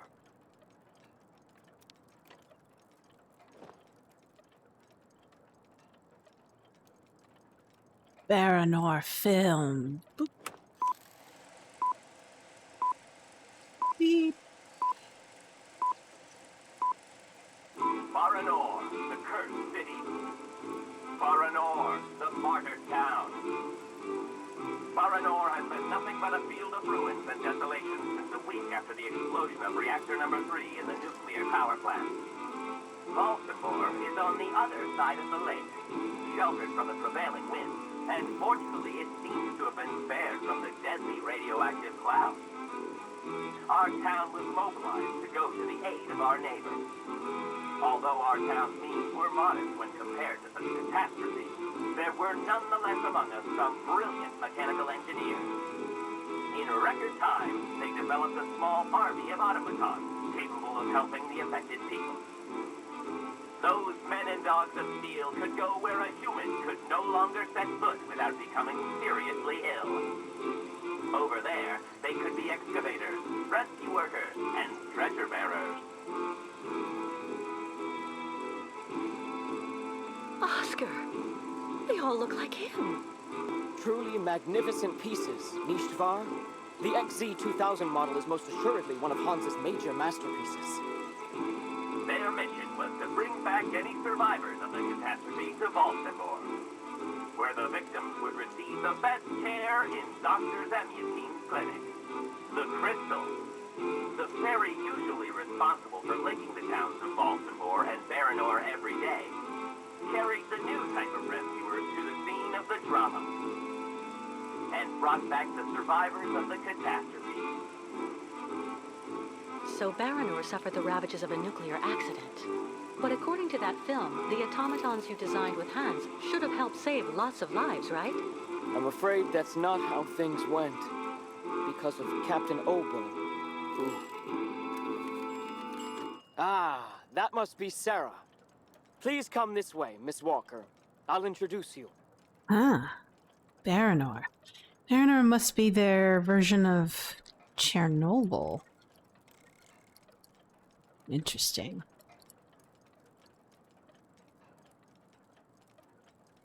I studied Chernobyl in college chemistry. It was a very significant event for where I lived at the time. Walker, may I introduce you to Sarah, my granddaughter? We've actually already met. Haven't we, Sarah? I actually owe Miss Walker a candle. Thanks to her calmness and peace of mind, I'm still here and on my feet. She found my medication and gave it to me before it was too late. Donnerwetter. You don't mean you had another attack, do you? Ah, you're being so very naughty, grandfather. You absolutely must let Dr. Zemutiene examine you. Come on, stay calm, my little child. When I go to the clinic to take the prosthesis to the young Yukol, I'll stop by and see the good doctor. Until then, why don't you make yourself really useful to Miss Walker? She's looking for some way to transport the Yukol caravan to the other side of the lake. Well, I think I've already found the solution. The boat in the film, the Crystal, it must be the ship that's docked in the port. If it was able to transport the automatons you and Hans built, it could carry the ostriches across the lake. Ah, that's not a bad idea. But unfortunately, there's a slight problem of size, dear Miss Walker. He's a drunk. Sounds like you're talking about Captain Obo's alcoholism. I saw him earlier on the dock. That coward has been hiding himself in alcohol ever since he abandoned our automatons to Baranor, and he'd rather simply die than go back. He tells everybody that the evil monster of the lake is waiting for him, and that as soon as he goes back on the water, the beast will just up and grab him. Ha ha ha ha. But of course, that is the purest fantasy.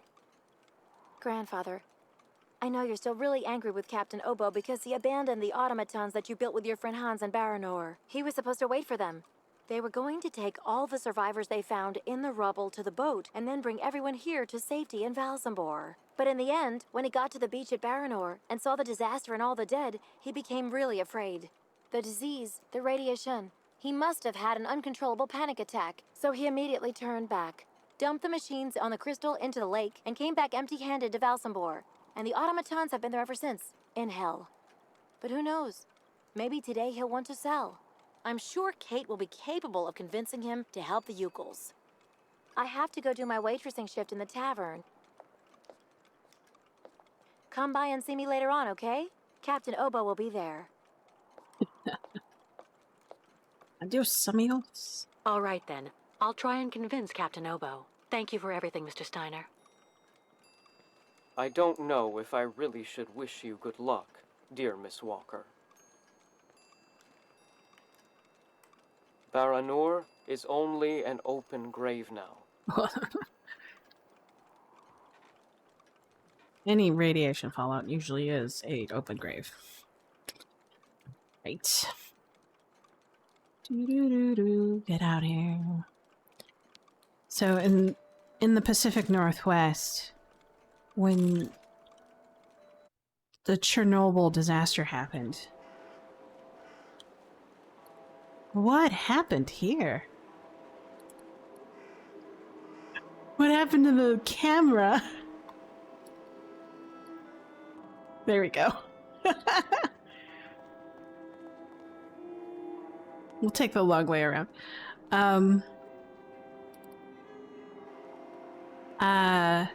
Anyways, when the Chernobyl accident happened, the prevailing winds...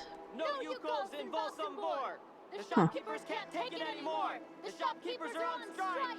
Okay, interesting. There have been 10 thefts from my shop since those savages showed up! Mr. Mayor, who's gonna pay? Mr. Mayor! Do your job and come out onto the balcony! Political unrest. Oh, sorry. Want to talk to you. The nomads are stealing our... Anyways. What? Yes, so the prevailing winds took the radioactive fallout up into the... that were heaved up into the sky and blew it over the Pacific. And a portion of it landed in the Pacific Northwest. And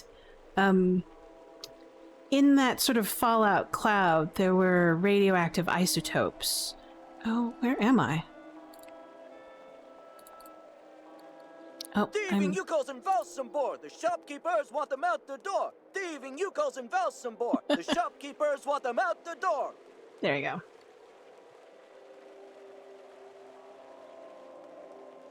But yeah, the radioactive isotopes ended up in the atmosphere and then rained down on the Pacific Northwest. And so you had in college we studied about that radioactive fallout. It was like cesium-137, I believe, and strontium-90. So anybody who was in the Pacific Northwest during, was it 1986, got a portion of that. And those radioactive isotopes are basically, what, around 30 years half-life? So...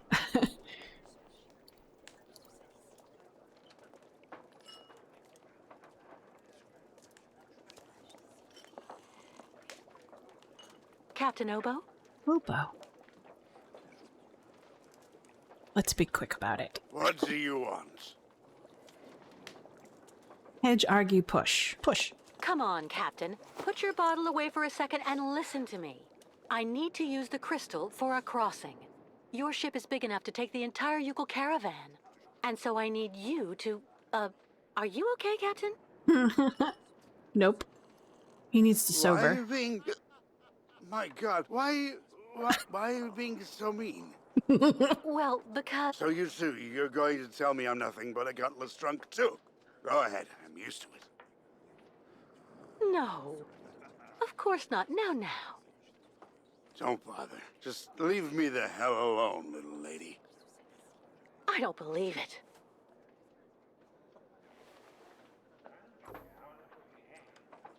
Let's talk to the barman. We'll talk to Sarah. There we go. We'll talk to Sarah and... Oops. Is everything okay, Kate? Not really. I'd like to ask Captain Obo if the Yukol caravan can go on board his boat to cross over to Baranor. But I can't get a straight answer. He's completely sloshed. I'm sorry, miss, but I really think you're wasting your time. He's getting drunk again to forget his crimes, like he always does. To forget he wasn't brave the way a captain should be. Can you believe it? In Baranor, he just picked up and abandoned his passengers. And I know, he'll never want to see that cursed place again. I'm not sure that's true, lad. Even if he does drink a lot, the captain's a pretty good guy. Say the right thing, and you may be able to convince him. If I'm ever lucky enough to find him sober, even for a moment, I need that drunkard to listen to me. Maybe I can help you with that. I'll make him one of my famous small restoratives. After that, he'll want to sleep for 3 days, but at least his mind will be clear. 3. I'd really appreciate that. Thank you so much, both of you. Don't mention it. The way the Yukols are treated here is an absolute disgrace, so if we can help out...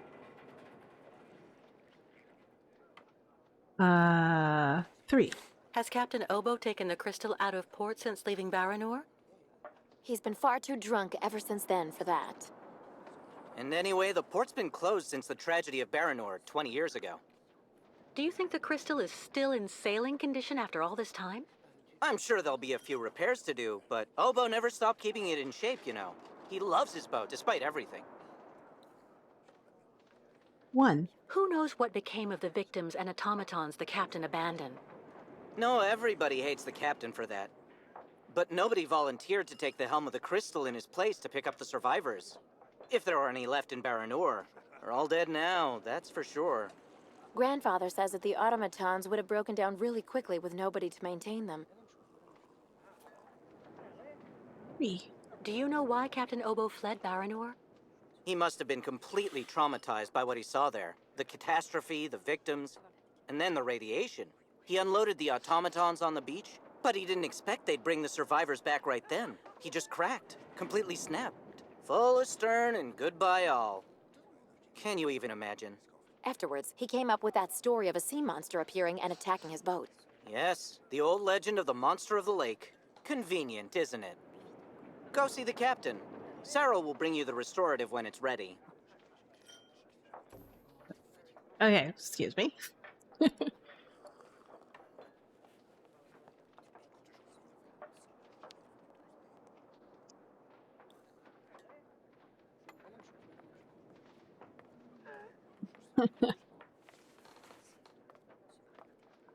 It's like an evil concoction. Take this, Captain. This one's on the house.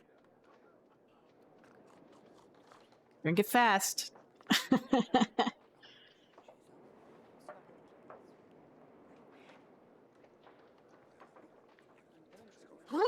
My God! This piss water unbattens the hatches, swamps the deck, and opens the portholes. Hello, miss. My name is Kate Walker, Captain Obo. We met each other earlier. To what do I owe the honor of your presence at the table of the regrettably famous Captain Obo? Regrettably. Cokes? This is good news, Captain. You're back at the starting block again. You have a new beginning, a new dawn. Now that's a good show of spirit, Miss Walker. What'll you be having now? It's my round. Ah, I need What I'd you. like you to do is to help me, Captain. I could even say you're the man of the hour. What do you mean by that, young lady? The Yukol caravan has to cross the lake now. It absolutely must continue on its migration, do you understand? So I thought that maybe they could board the crystal. That way you could take everybody there, to the other side, Captain. I know you don't have fond memories of your last crossing, of your departure from Baranor, but... Why the hell are you bothering me if everybody has already warned you about horrible Captain Obo? The gutless wonder. It's true, people are quick to judge. But they're not the ones who went to Baranor like you did. They can't teach you anything about being brave. Maybe. So tell me, where do you actually want to go then, miss? You won't like this. Stop going easy on me, would you? Where do you actually want to go, Miss Walker? We're going to Baranor. That's where the migration is taking the Yukols. Are you kidding? Baranor? In 20 years, nobody has landed. Nobody's even set foot there. I saw the hellish red eyes of the monster of the lake. Beast as big and long as my boat. Kilak. Ask your Yukol friends what they think about it. They call it the Kilak, the evil spirit of the lake. The devil guarding the doorway to hell. I'll play on his pride. In that case, I'll buy the crystal. What makes you think she's up for sale? You've left her in the port to rot. She's completely run down. You haven't the money to keep her shipshape. I have money, and I need that ferry. She's a ferry, not a liner. And the girl wants to take the helm of the crystal. Now I've heard everything. I know that if the Proud Crystal had an equally proud commander at her helm, things would go better. But as you don't want to go on a voyage...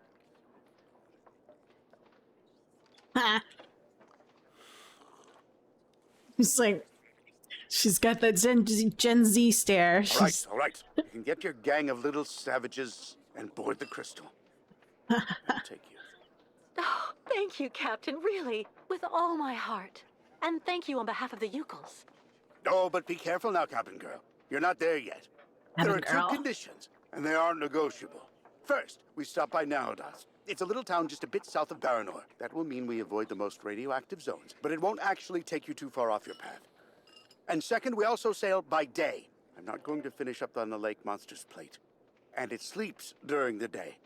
The beast is usually a bit of a night owl anyway. I accept, Captain Obo.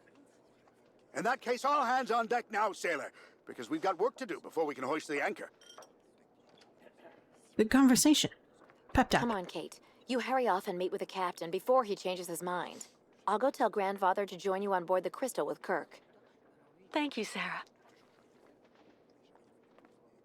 These people a big giant tip. Crime and punishment. I actually got like an achievement for that. Wow.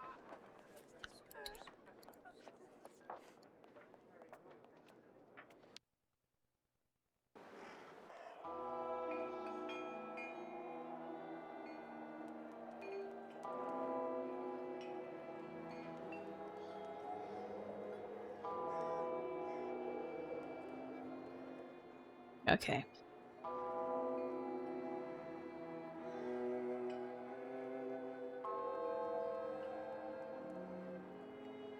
Ah, come on. These controls are killing me. Alright. Good. I wanted to make sure we save. Let's see what's up here.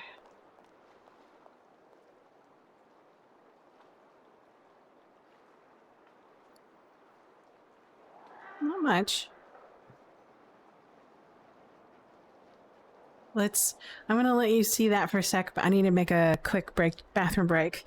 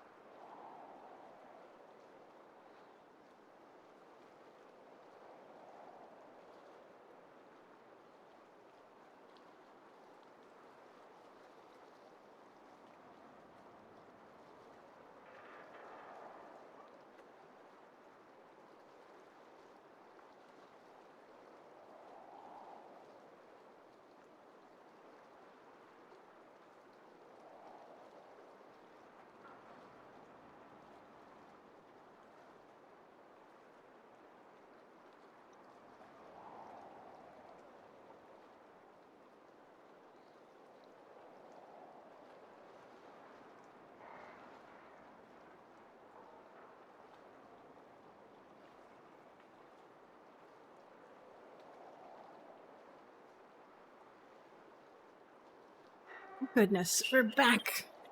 Poor Kate Walker, she's cold. Lake, Valinor Lakeside, Valinor Lakeside. Let's get inside.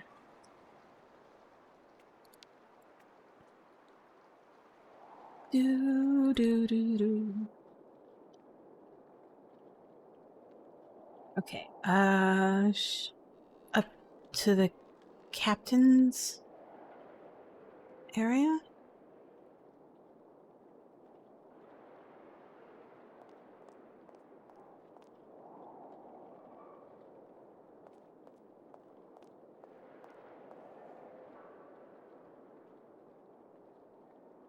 Yes.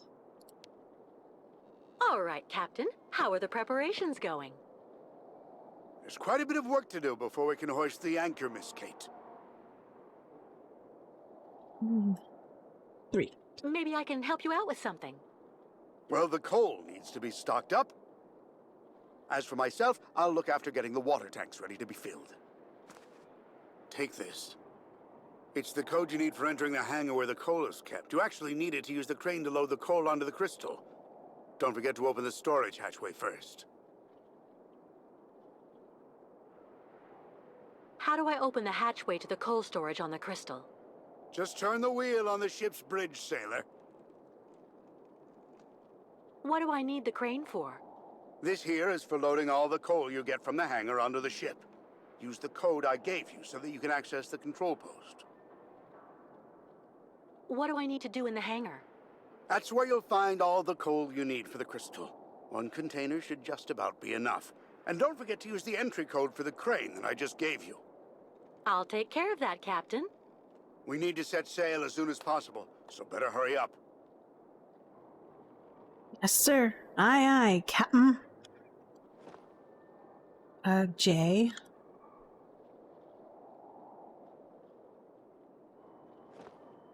$509. Okay. At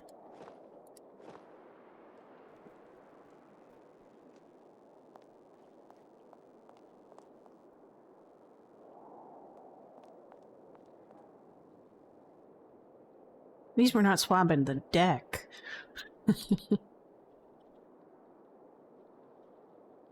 Swab the deck. What is that? Ah! Just turn the wheel.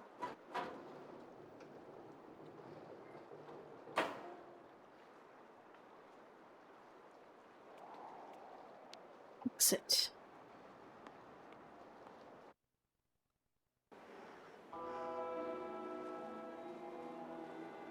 Where is this?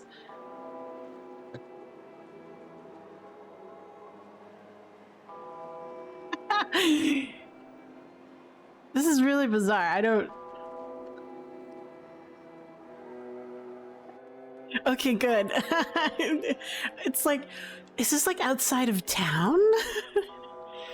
Some of the cameras. So... Oh, wow. No wonder my video card crashed. If it's rendering the whole town, and that's like in the snowy area outside of the town, that's crazy. 5 0. Oh no, I did it backwards. It's 0509. There we go.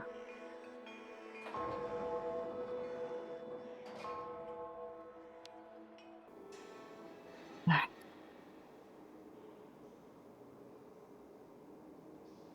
What am I looking at? We have a bucket? What's this? It's like a chute. Okay. Crowbar. That should be handy.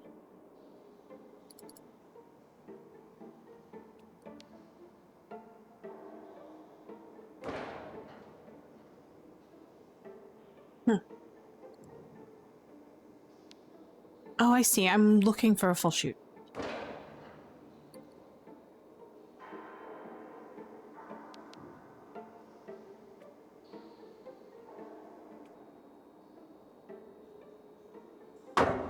Aha! There we go.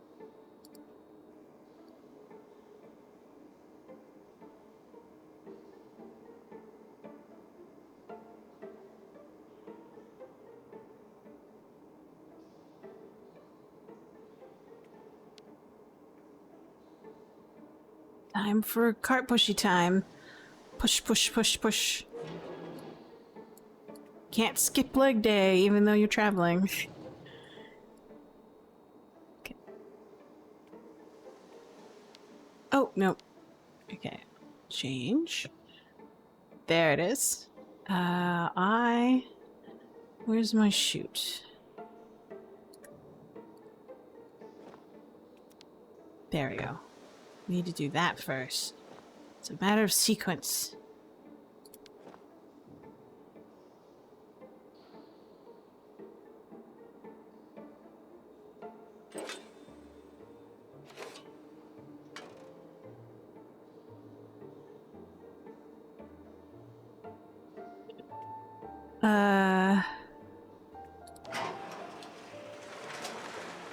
There we go. Ew, cover your mouth. Dusty.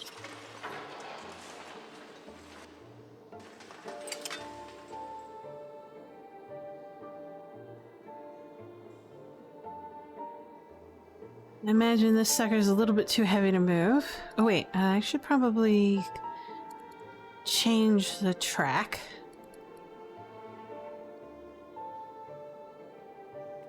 Oops.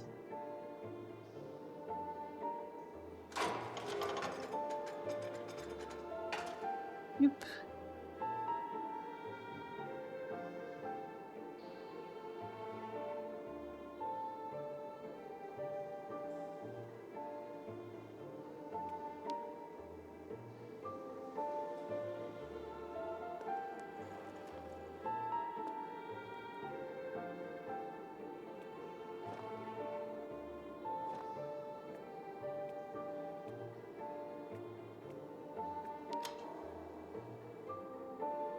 Oh, that's right. Oh, darn it. I made a mistake again. That left-click mouse button.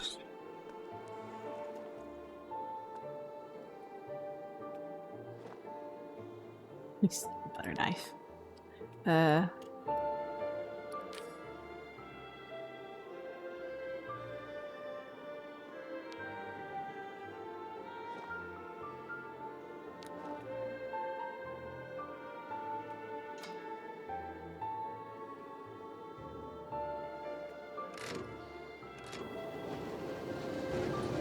Choo-choo.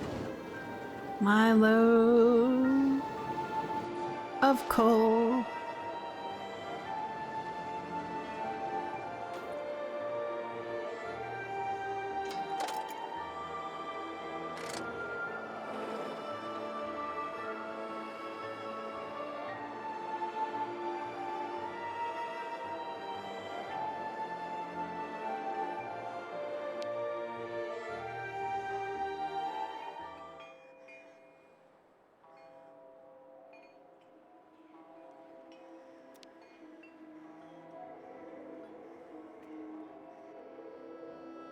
Zero 509.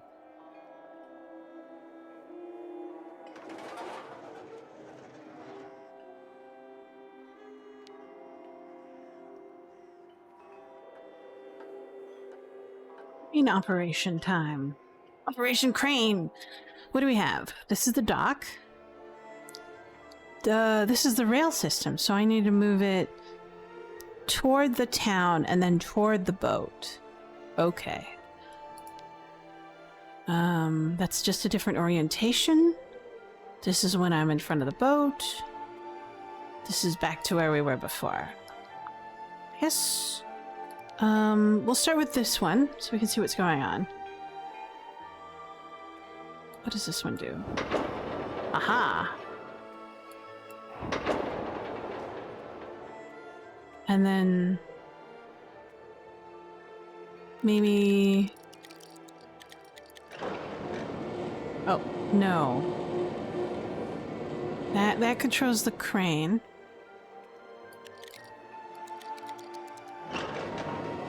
Okay. Maybe this controls direction of the rail? Ah, it does. So, and we can go that way.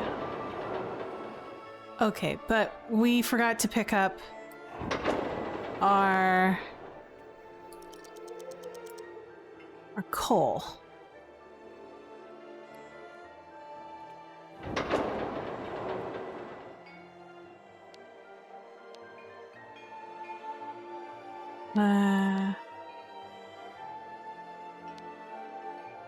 That should be... So we need to move back 1. Oops, other way.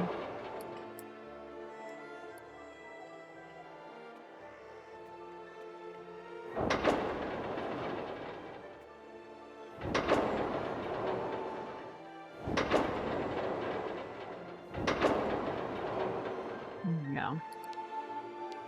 I see the coal. Can I... Nope, this is the best coal option that I've got.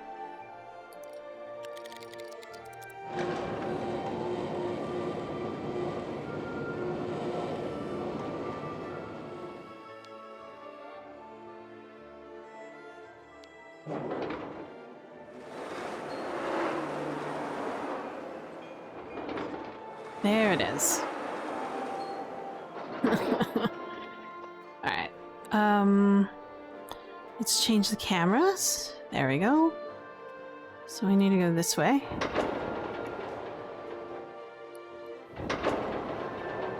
And then we need to change orientation.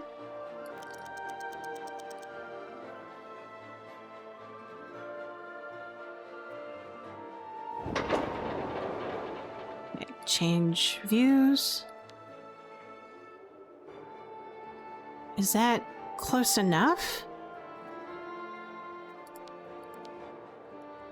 I don't think I'm gonna get any closer than that. Oh, but I need to move over 1. So, can I change orientation again?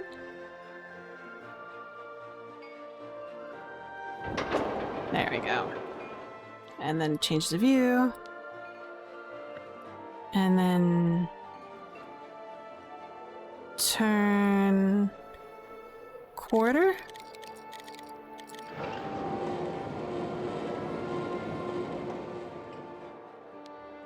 And then unload.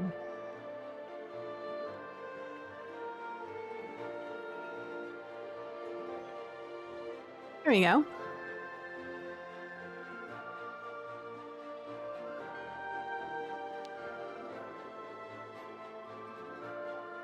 Apparently you did a very good job loading all the coal, Kate. Apparently. I did do a good job. Right. Everything's ready, so we can start filling the water tank. Now we need to connect the water tower to the crystal, then climb up there to manually activate the water flow mechanism. Okay. 3? Let me guess. You're counting on me? When you're finished, come and see me on board. There's still a lot to do before we're shipshape.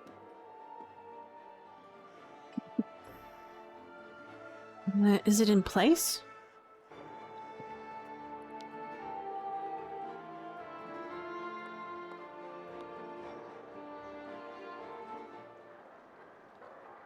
Ah, okay. There it is. Open. Can I have my mouse back? Yeah, there it is. Alright. Now we go.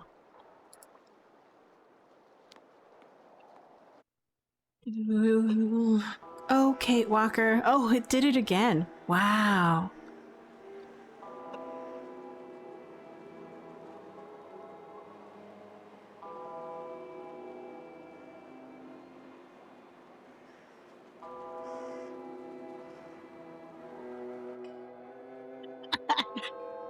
What a bug.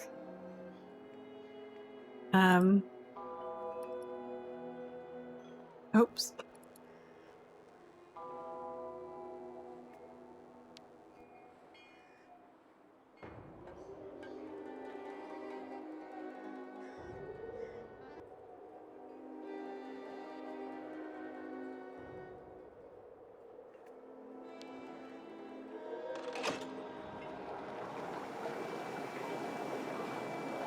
There's the water.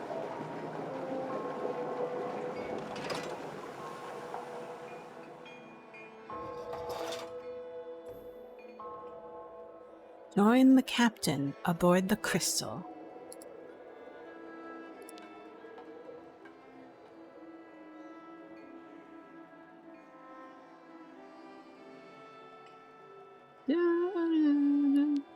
Okay. Come on, K-Walker.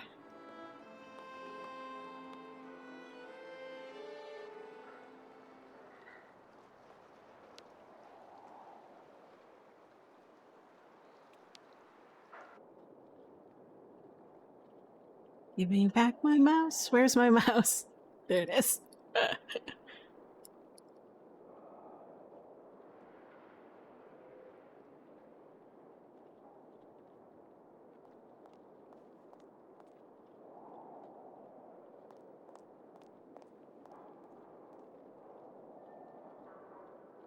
I took care of the water, Captain.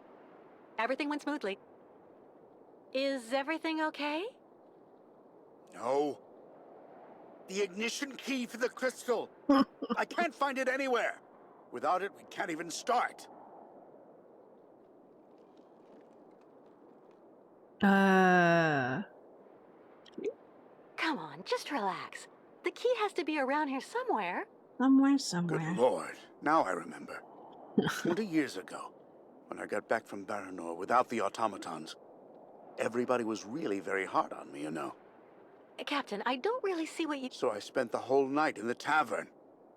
You should have seen the state I was in when I got back to the Bridge of the Crystal, and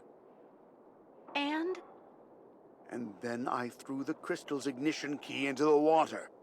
I swore I'd never set sail on the cursed waters of the lake again. Uh-oh. Duplicate? There has to be a duplicate for the key. I don't know. At any rate, when Steiner finished building the crystal, he only actually gave me the one. Steiner's model? I saw a model of the crystal at Simon Steiner's. Is he the one who designed the ship? Yes, of course. Maybe he could be of some help then. Maybe. Who knows? 3? So that's it? The ignition key is lost forever? Yeah. I'm afraid so. I'm really sorry, Kate, but we're stuck. I've made a complete mess of everything. That's why makers have Again. extra keys. Don't be so hard on yourself, Captain. I'll find a solution to the key problem. Sir. If you say so. I will.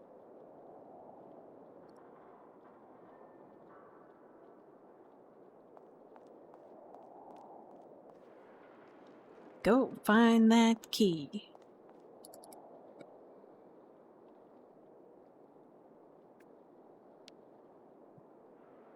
I'm betting Steiner would have it. So we'll just go all the way to Steiner.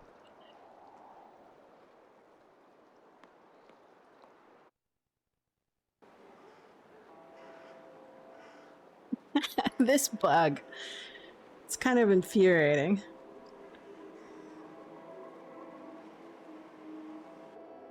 There it is.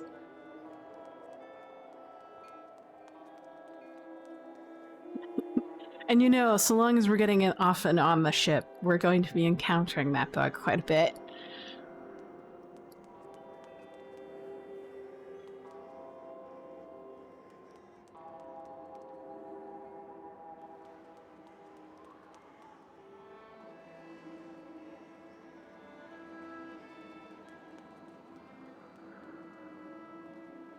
Ah, snow. Dirty snow.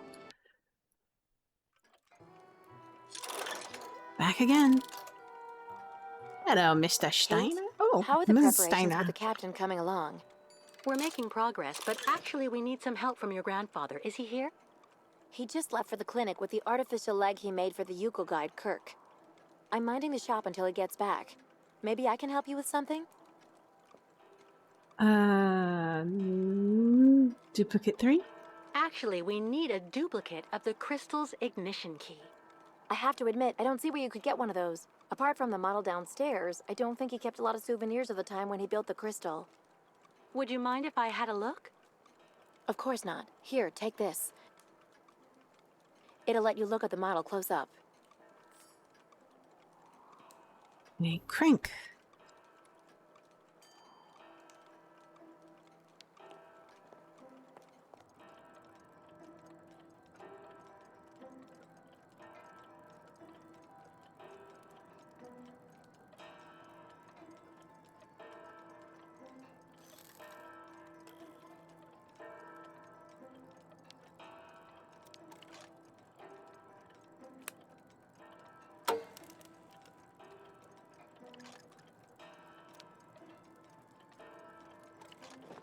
Okay. We will use the crank. Here's my cursor. This is killing me.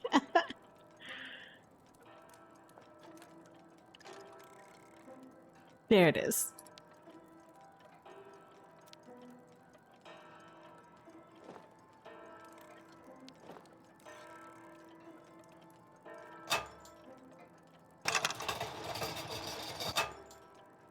Okay.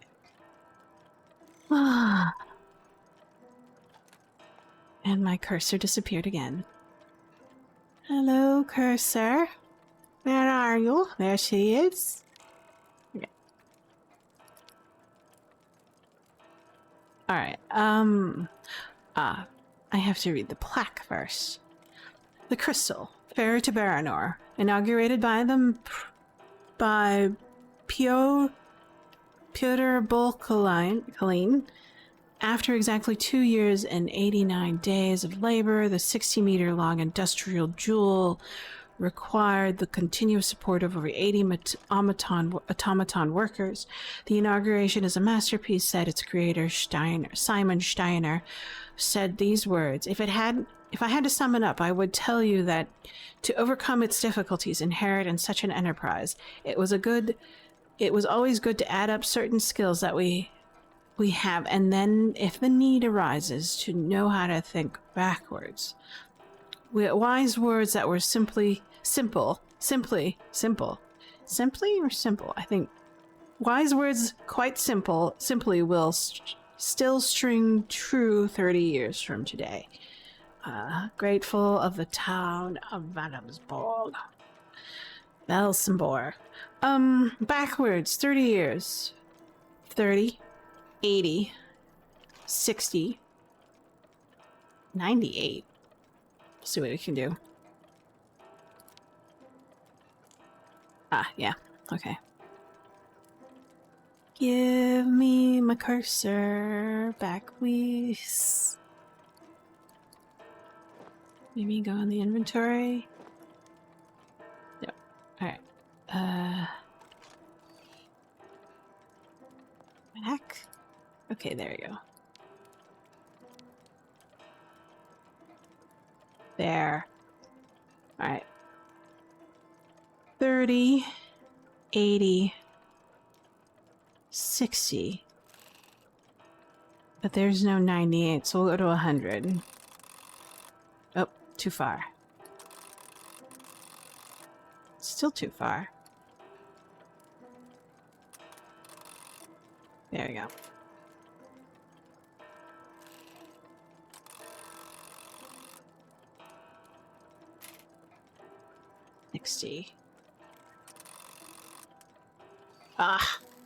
Start over again.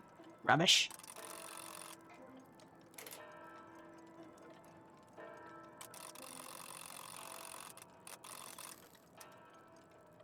At least we can go backwards.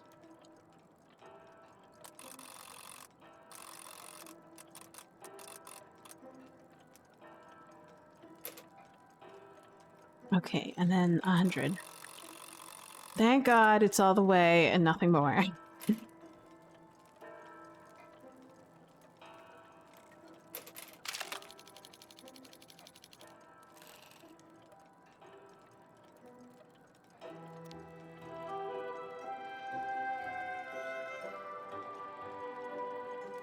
An ignition key.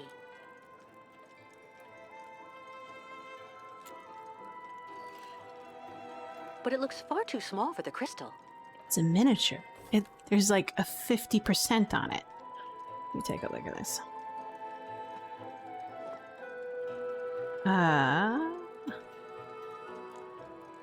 Three?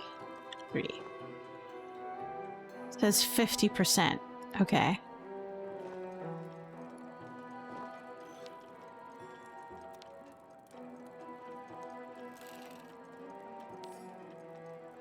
Yeah. Back up. Let's take a look at this. 3 to observe. No size indication.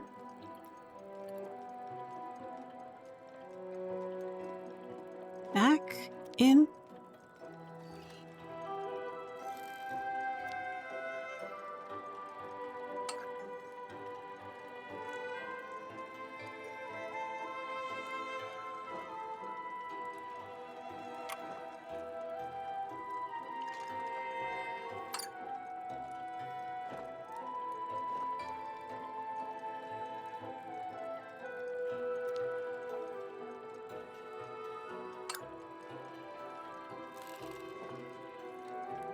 Go.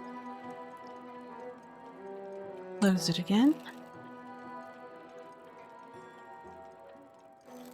So 50. 50, 50, 50. 50? So we should set the size. And my mouse, there she is again, thank God. Didn't lose her.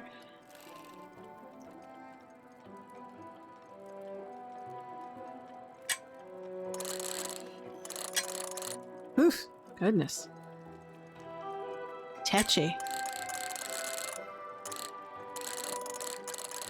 There we go. Because it's not 1-to-1.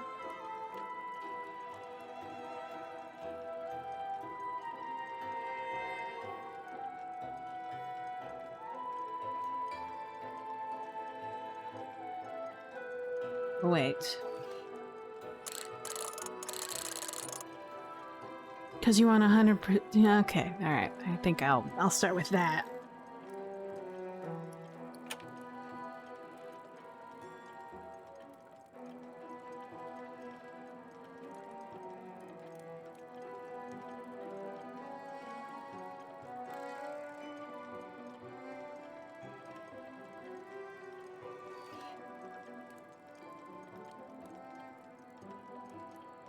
Oh, okay.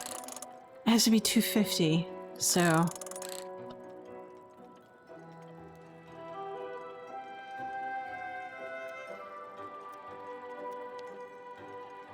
Did I do something wrong?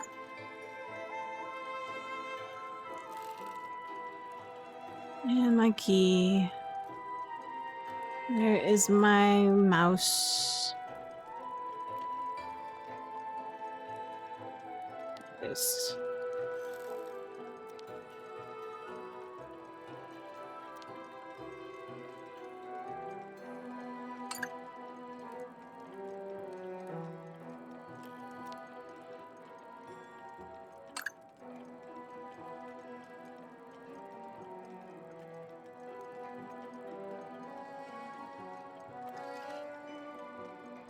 Ah, okay, there you go.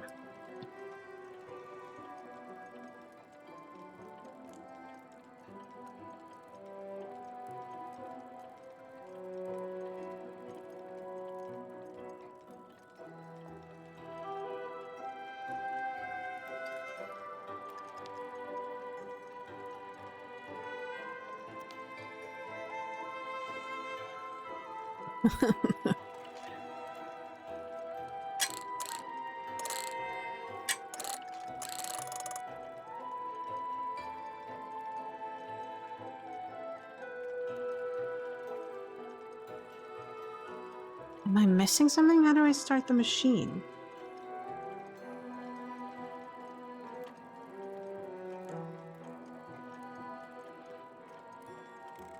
Maybe I need to reset this.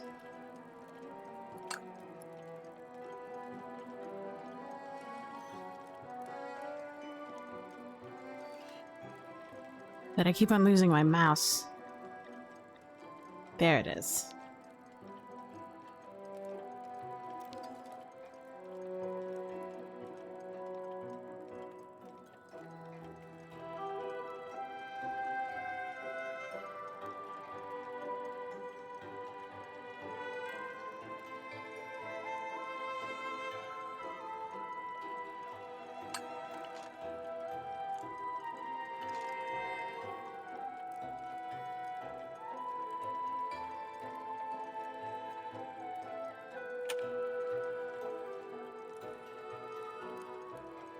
So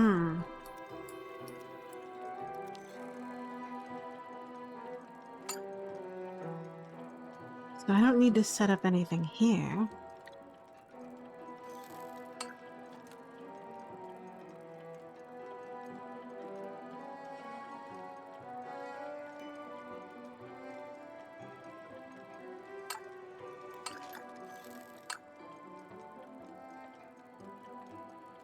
Maybe I'm missing something key? So, Steiner had the time to finish the prosthesis. Perfect.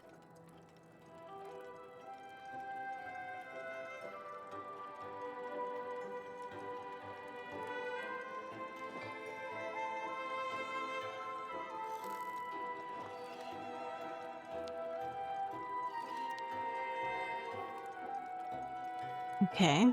I don't need another blank key. And it doesn't look like I need to power it.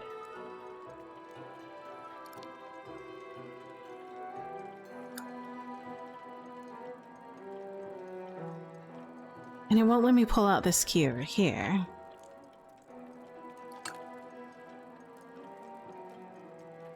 Okay.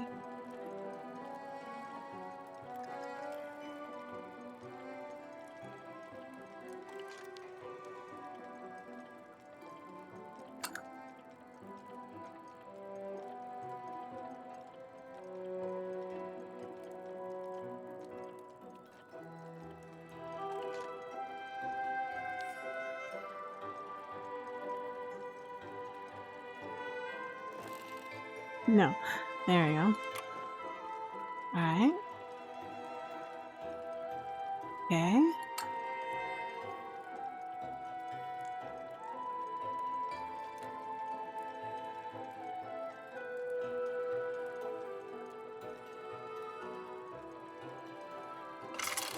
Ah, I see. It's a flip switch. So I had to drag it down. There we go.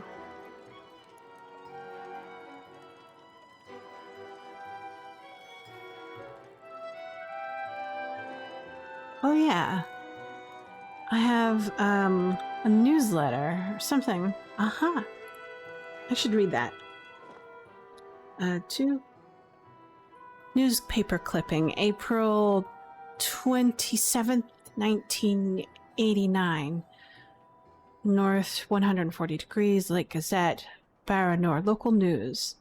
The incident at Baranor nuclear plant, authorities downplay effects. Tempest in a teapot is how the mayor of Baranor, Anatoly Mikhailov, described the incident yesterday that has worried the communities around the local nuclear plant. I spoke personally with Viktor Rostilanov, Rostilslavovich, director of the plant, immediately after I was informed of the constituents complaining of noise. He stated, and I can assure you that he satisfactorily answered all of my questions in a word as well. All is well. Indeed, it would seem that the minor technical incident was at the origin of the alarm. A power test conducted on reactor number 3 at 1:23 a.m. caused a planned radiolysis of the cooling water, which in turn caused a small inconsequential detonations that were sufficiently loud to lead nearby inhabitants to legitimately react. For the rumors of the underground flooding, a fire raging in the facility of Mayor Mikhailov was both firm and reassuring. Spreading rumors like that is purely, simply anti-patriotic, he pointedly said. Given the importance of nuclear energy for the economy and the industry of our beautiful region, do you really think that we take an incident lightly if it were as serious as the rumors say? And, the town councillor added, the reality is that the current systems in the plant are so sophisticated that an accident, and I mean by accident, a major one, is statistically almost impossible.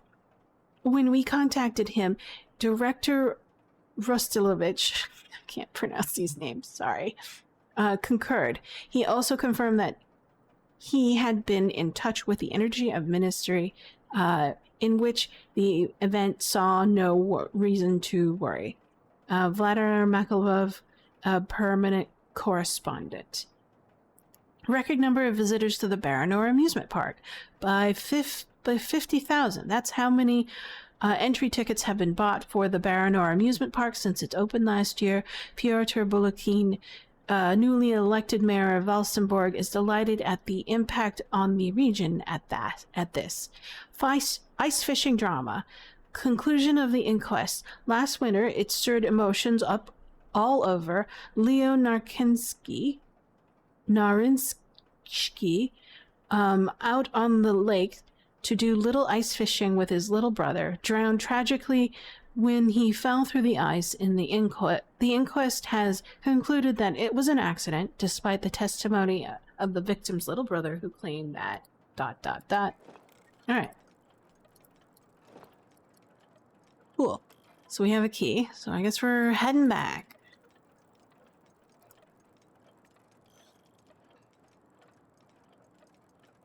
Rubbish.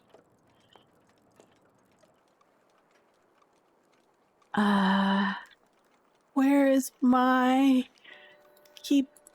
There it is.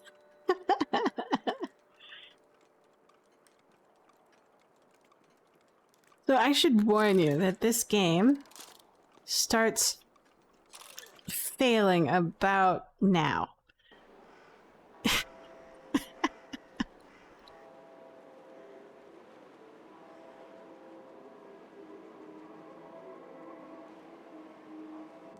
There we go. Oh, the hilarity of it all.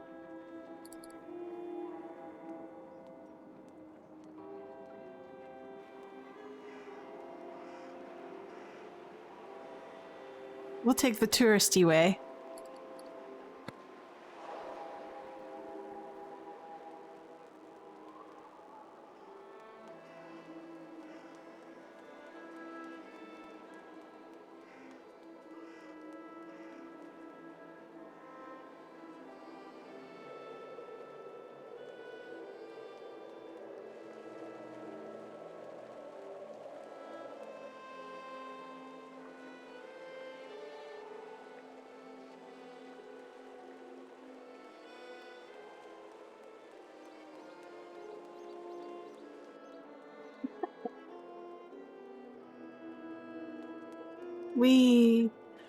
It's a quaint little town. It doesn't remind me of Russian towns, but then again, I've only visited one, so...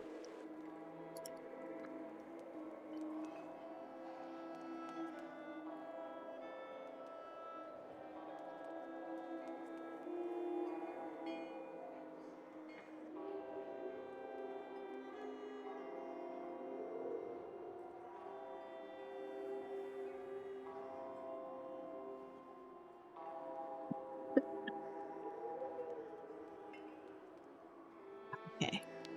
Back into the boat. Come on, let's get this boat rolling. I got a key.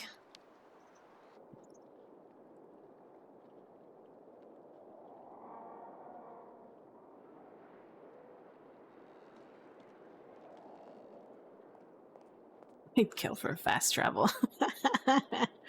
Especially with the number of times I'm getting on and off this boat. Oh no, if he's at the bar, I'm gonna be like so angry. Well, roleplay wise.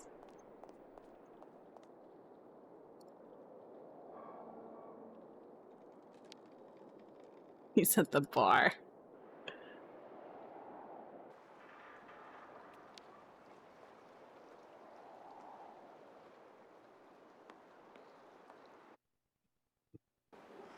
Oh no, didn't my objective to say to actually try the key in the boat instead of like giving it to the captain? So I'll just do that instead. Maybe that's why he's not there.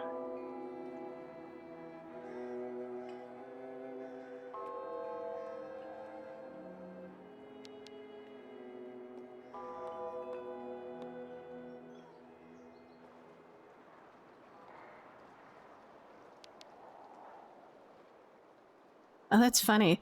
That So the Chernobyl incident happened in April, but not in 1989, but 1986. I remember from my class that the only reason why the Americans were aware of something happening was in order to, what was it? Is it boramine?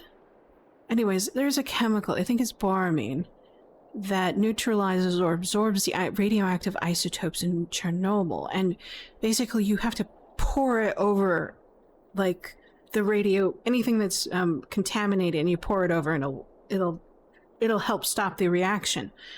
And so Russia was buying tons of it.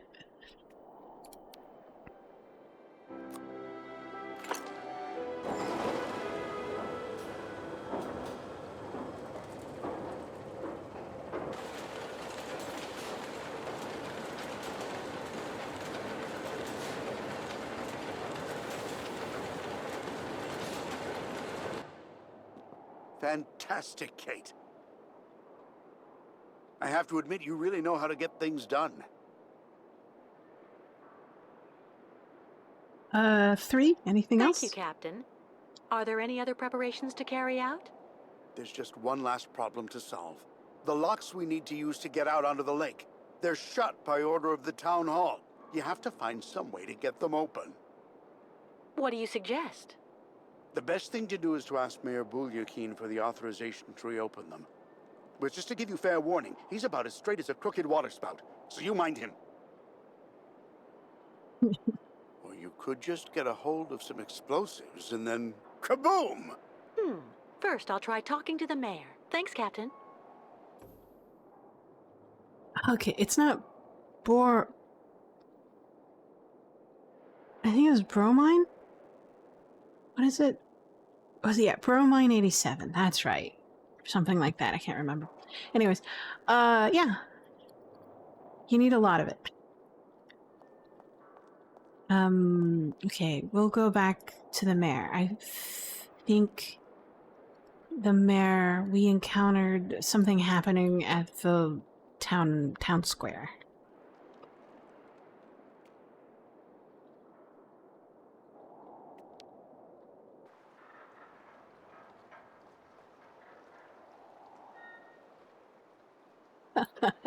There it is.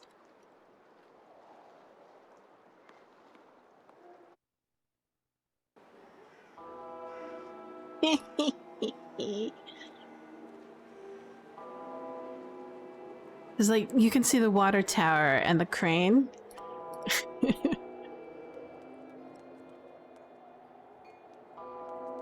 Woo! Zoom, zoom, zoom, zoom.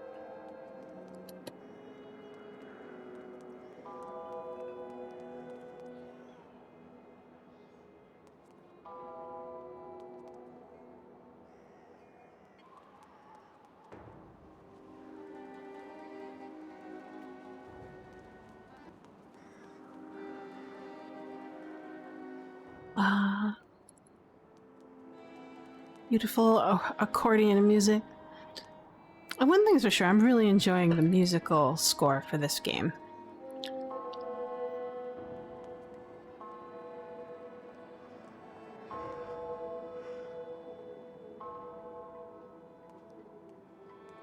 Nope, there's the funicular. Passed by it twice.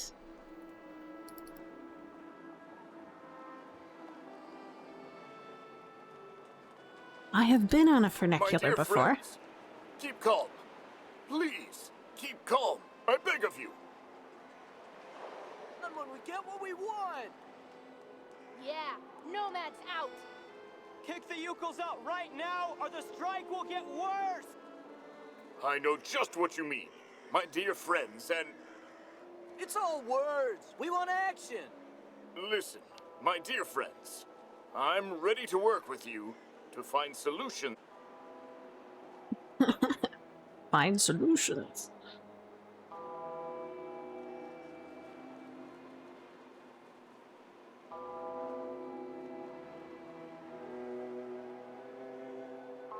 Mr. Mayor?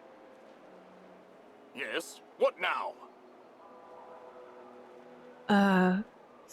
Be nice. Excuse me, Mr. Mayor.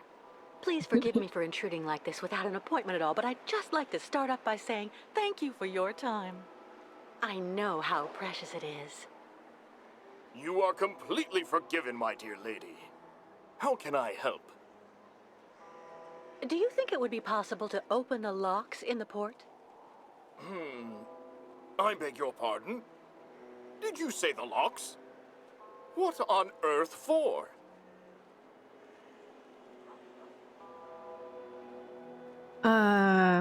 3.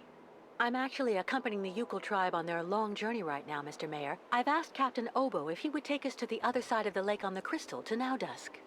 Oh, Captain Obo, the Crystal, the Yukols. Do go on.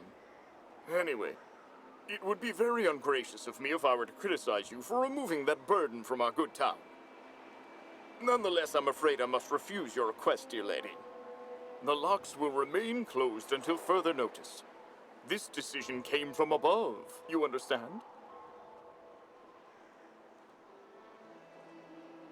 Hand up to your superiors. I know you and the other people here would love to see the Yukos leave this region. And they will if you authorize the opening of the locks. So it's time to stop stalling, Mr. Mayor. Listen to your people and let the Crystal leave. Who on earth do you think you are? I'm just following orders. Anyway, no foreigner, and an American at that, will lay down the law here. It's lawful good. Okay. What should we do? Should we go coward or show him who's boss? Let's try 3. You're the mayor, and it's you and you alone who can decide what's right for Valsambur.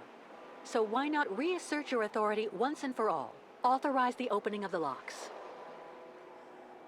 I could do it, of course. But it's complicated, understand? Ego. We'll play on his ego. It can make you. Yes. If you solve this problem, you'll become a kind of crusading hero to your voters. You'll earn the undying support of everyone in Valsambur. And your superiors won't be able to do anything to you. Well, I have to admit, dear lady, that your arguments have convinced me. I am authorizing you to open the port locks so the Crystal can leave. Nonetheless, you should know that there is a technical problem that means the locks have to be opened manually. I imagine that such an inconvenience isn't likely to deter a woman as determined and resourceful as you. Do you mean that? Yes, as the local technician is absent, I'm afraid you'll have to delve into the murky waters yourself to open the locks. Nonetheless, this should help you use the underwater mechanism. But how am I supposed to dive? That, dear lady, is your problem, I suppose. Do have an excellent day. Yay.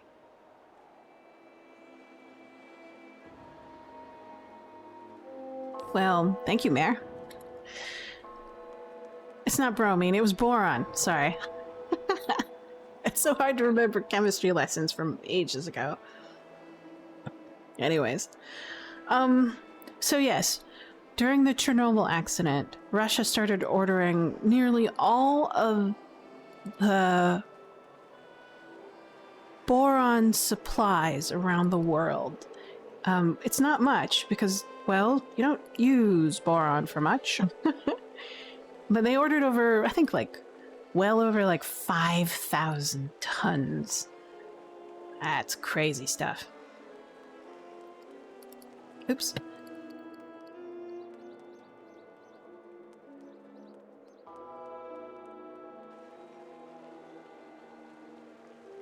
Oops. No. There you go.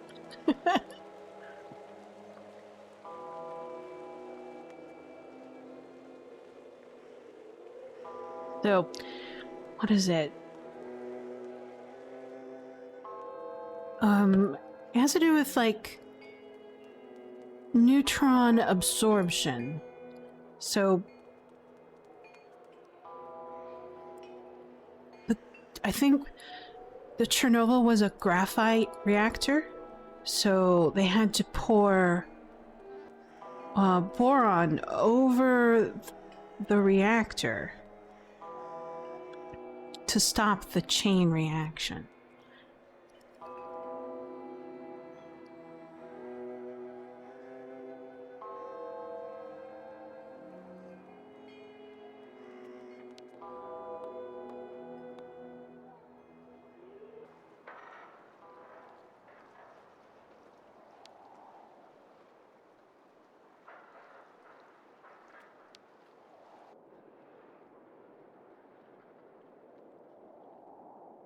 Anyways, that's as much as I know about Chernobyl.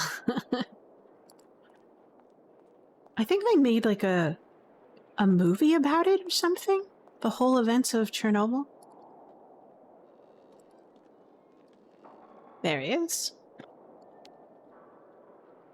Well, Sober, thank God. 3. The mayor gave us authorization to open the locks, but I have to do it manually, by diving down into the port. I can probably help. There should still be some old diving equipment you can use in that shed at the end of the seawall. I've never gone diving. But if you think I'll be fine down there, I don't mind trying. This has to stay between the two of us, Kate. There's Water something you need to know diving. about the locks. They're also there to stop the lake monster from entering the port. Anyway, that's what I heard. But at this time of day, there's no risk. That spawn of hell sleeps all day. Opening the locks. Underwater? How am I supposed to open the lock gates? They're kept in place with some kind of steel locks. Just try and pull them out using their mechanism. All right. There's nothing to it. Lake Do monster. you really believe there's a monster down there in that lake? You know, 20 years ago, it really wasn't Paranor that I was afraid of. Not the deaths, the radiation.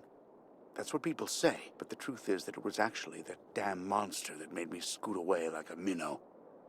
It was lurking around Paranor, drawn by the stench of the graves, probably. I saw its red eyes staring at me, Miss Walker. That's something you never forget. Red eyes. Where's a suit I can use? Meet me in the shed at the far end of the seawall. There should be something just about your size. I mean, near enough, anyway. Meet me in the shed at the end of the seawall. God. Diving in these cold waters? Go to the end of the seawall.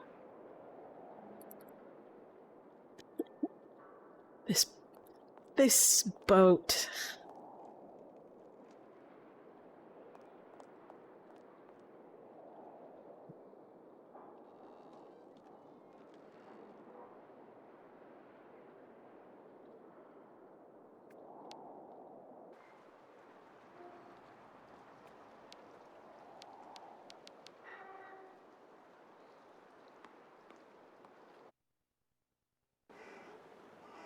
There she is again.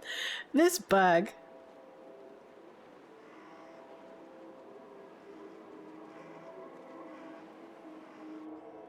Okay. Have to go back.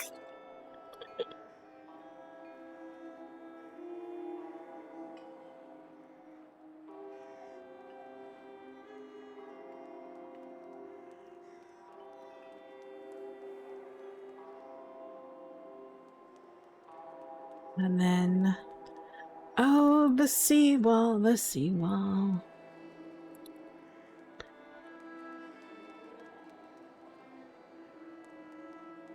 These look like crab pots.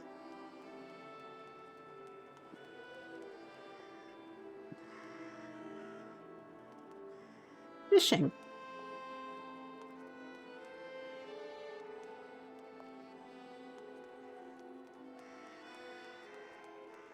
At least Kate Walker is a good runner as well.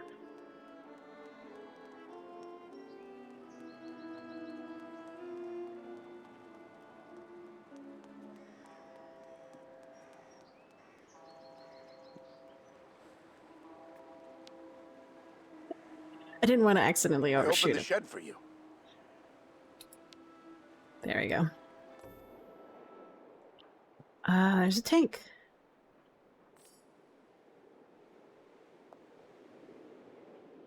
let's take a look at the tank to see.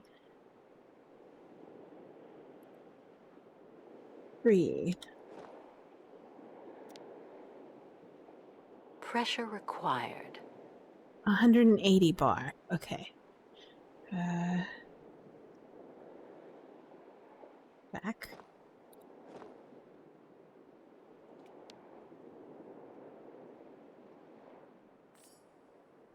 Dry suit. Always want a dry suit.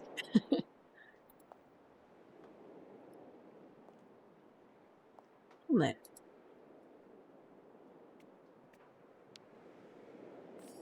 A nice helmet.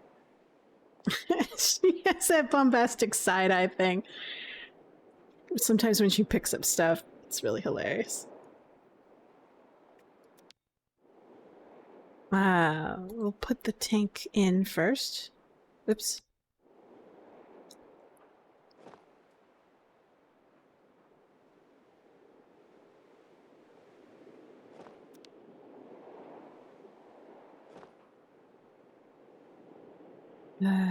There we go. Pull it down. Back up.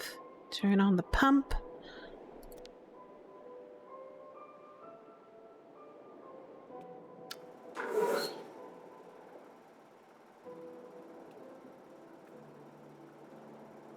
Oh, that's too much. 180. There you go. When will my mouse come back?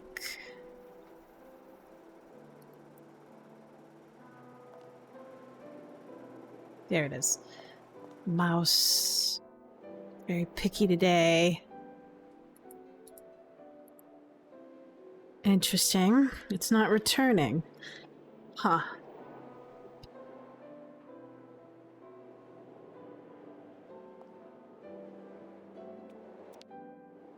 There it is. Is it on? Back? Yes. Click. First one. Second one. Now we're at 180.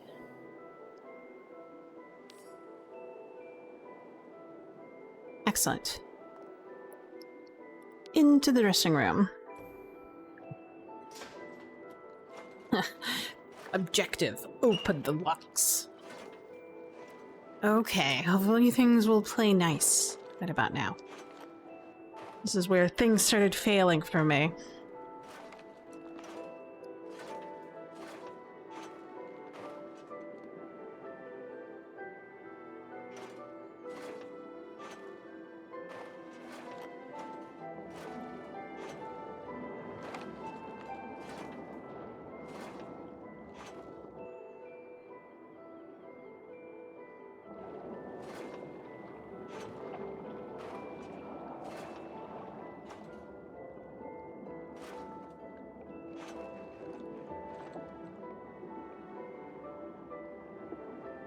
Alright, looks like that's where we need to go.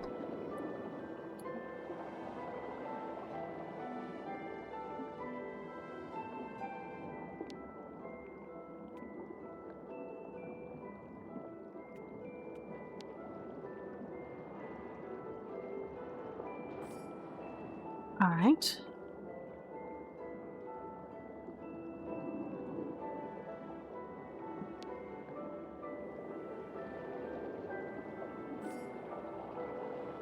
It's a square key, okay.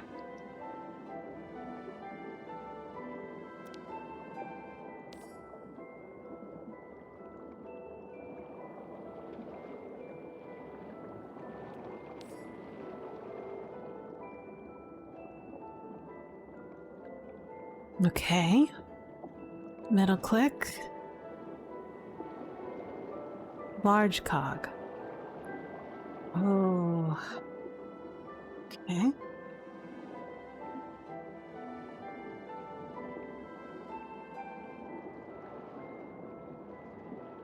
What else have we got? We have a stacked cogwheel and a cog.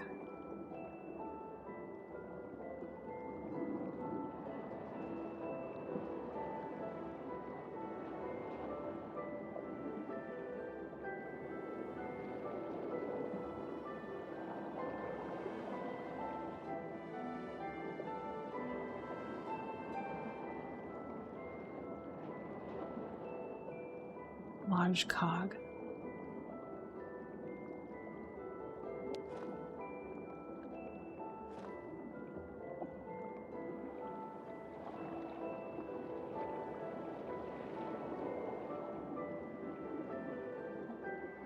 Small cog. And then... Okay.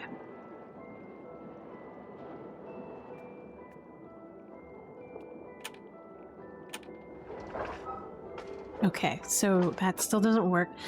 I think we're missing something, like a chain. Oh, yeah, we are. We'll go to the other side because now we have a key.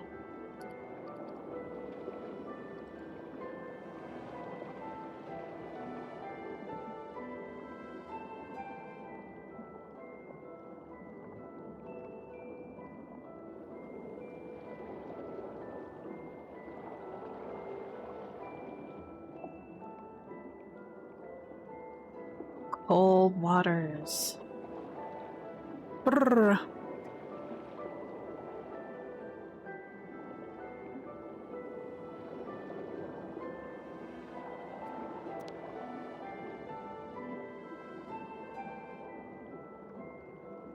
Like we need a key? We have a key.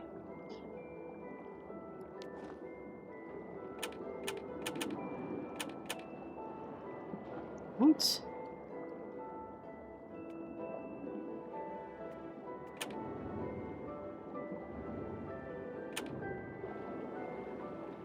Okay.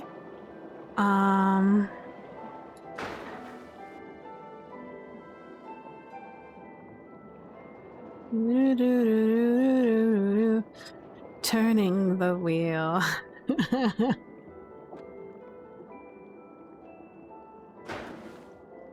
Oh, pull that down. And the mechanism should open. Great.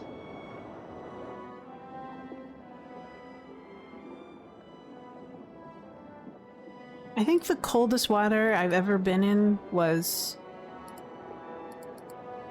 in Alaska. Because, you know, you have those polar bear challenges.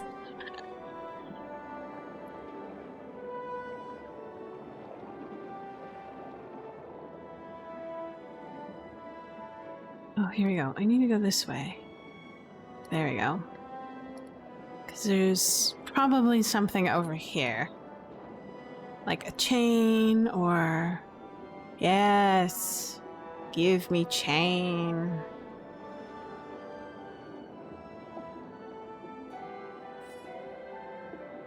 How did it end up all the way out there?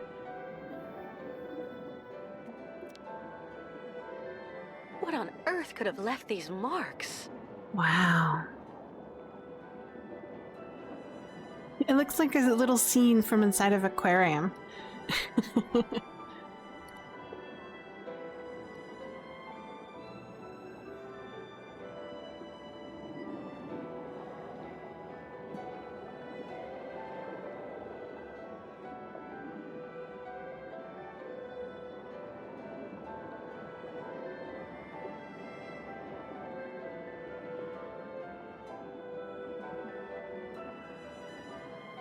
Well, this is a good sign.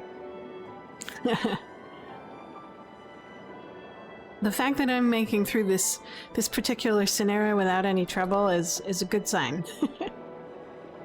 The most that I'm having is mouse issues. That's about it. Okay.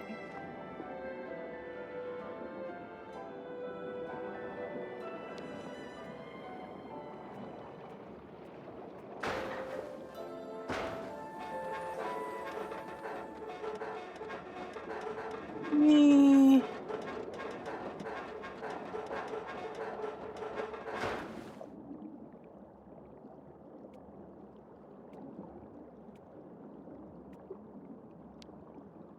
There we go. I didn't need to pull that one. I just needed to activate it for a cut sequence.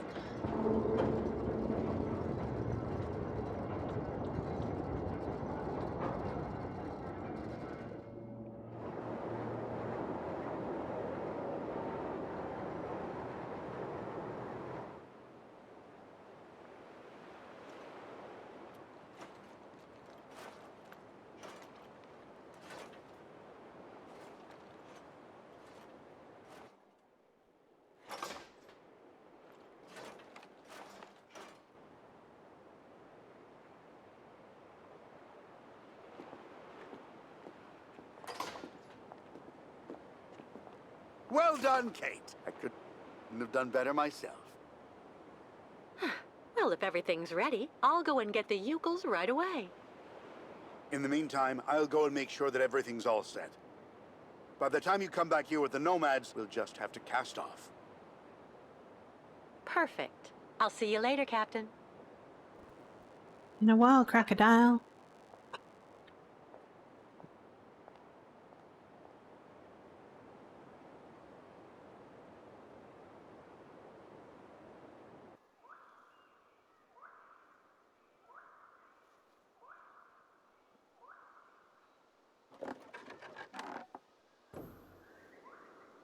Alrighty.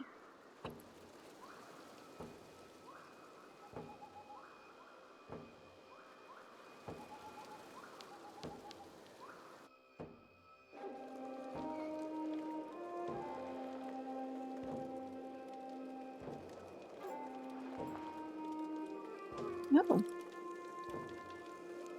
They all kind of packed up.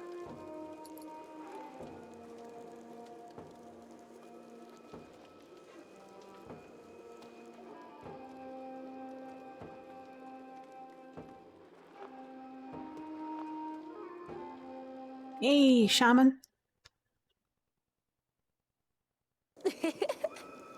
Miss Kate Walker found another way for Yukos to cross Sacred Lake? Yes, it's unbelievable. I found a boat that can take all of you and your herd, too. The captain, Captain Right, Obo, is yeah. waiting for us at the port. We were underwater. First, we all must wait Kirk, guide of Yukos, Ow! made like new with his new magic leg. Harfang. They call it a harfang. Simon Steiner, the Valsenborg clockmaker, finished Kirk's prosthesis and took it to the clinic. They're going to come down together and meet us on board the Crystal. So Yukos make use of night to pick up entire camp. Much, much work for us tonight.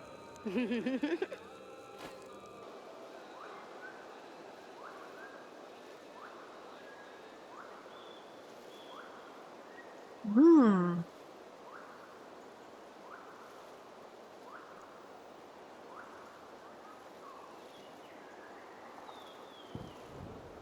Ooh.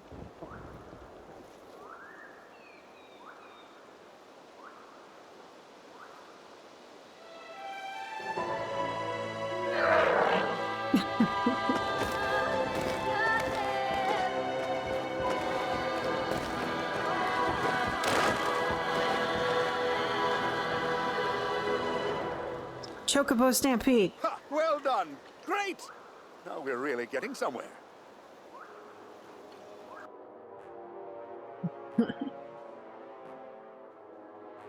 It's just a minor setback. As long as their spiritual guide is here, in our hands, the nomads are going nowhere. Look at these guys. I hope you know They look what so you're badass. doing, Olga Efimova. The rest of my men won't be arriving for another few hours. It'll be hard to keep those savages here without breaking heads. And I don't want to create a scandal here in Valsenborg. Don't worry, Colonel. If we do it my way, we won't need your army of mercenaries to solve the Yukel problem once and for all. At least he's got his leg back, but he's mesmerized.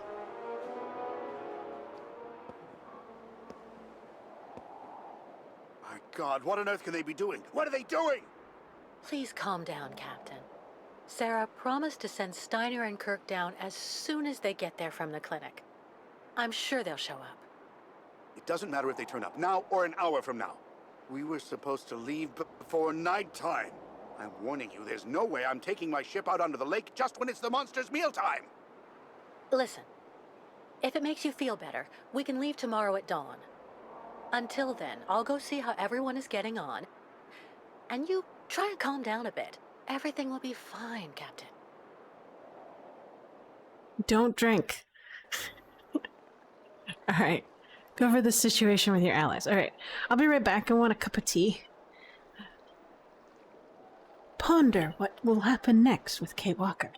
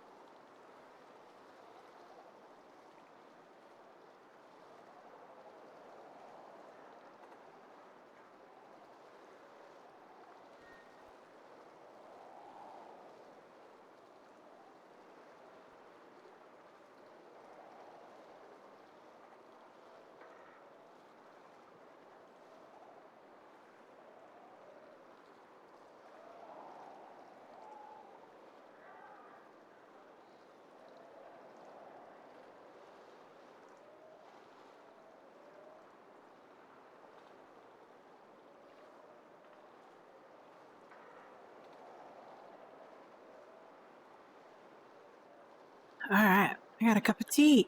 Yay! Today's tea is Yunnan. Kate! There we go. Sarah, is everything all right? It's grandfather. He hasn't come back from the clinic. Maybe putting on Kirk's prosthesis took more time than he thought it would. That's just what I thought too. But when I took the funicular to go look for him in the clinic, I saw everything up there has been closed up, and there are armed men in the lobby. Oh, maybe those are the soldiers with that colonel who's chasing us. They're holding grandfather. I just know it. I have to go save him. Young Takmoon is right. Miss Kate Walker must hurry and go back to Ow. clinic and save Kirk. And I love that grandfather, owl. what will you do about him? Keep calm. No way, I won't leave anyone behind. Miss Kate Walker must not forget all the things that Yukols did for her. Remember, you owe grandfather a lot too. Calm down, both of you. I'll bring them back, but I need the two of you to keep your heads. Miss Kate Walker must take this. We'll need it up there. What's Yuckle that? juice. And how can you know what I might need? Spirits not just send really bad signs. Now, Miss Kate Walker must return back in clinic. I'm off. In the meantime, tell the captain to be ready to leave. Too bad if it's dark out. If the colonel and his men are really up there, we'll need to leave the second I come back here with Kirk.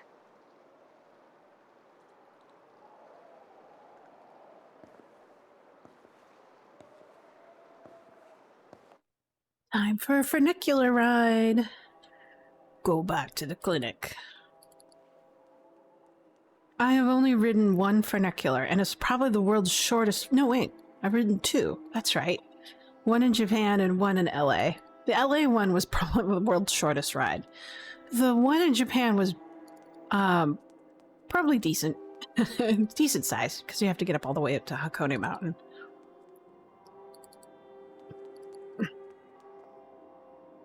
But that was fun. It was. And not as steep as the one in LA. Oh, goodness.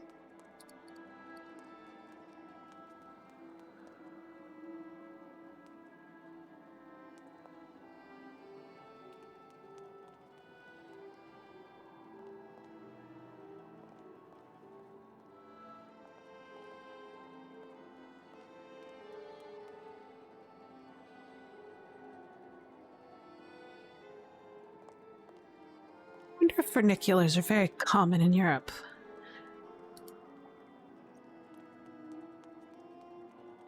I mean, well, probably near the Swiss Alps.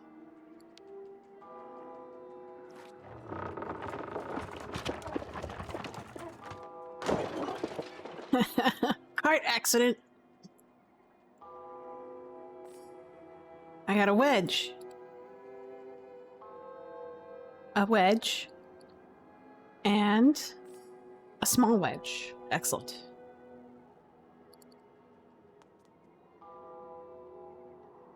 We are wedged up.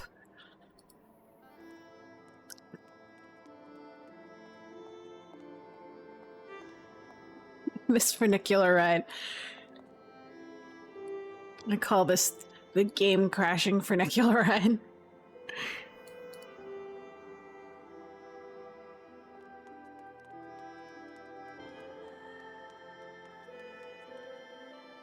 Let's, there it is. This door.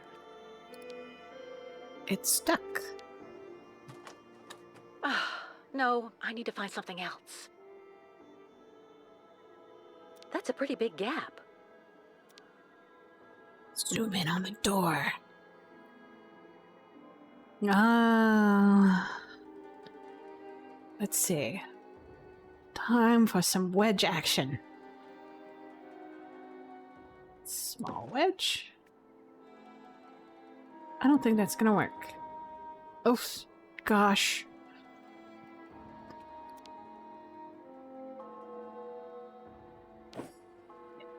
I think I need to put it on the other side.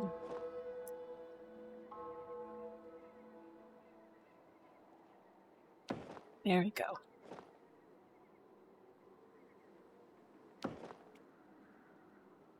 And it's up even more. And then I need my mouse cursor to... It doesn't work. Oh, grab this one.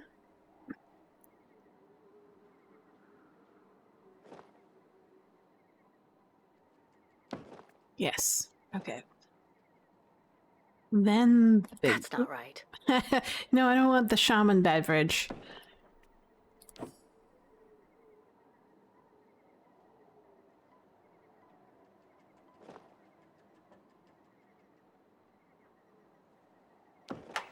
There you go.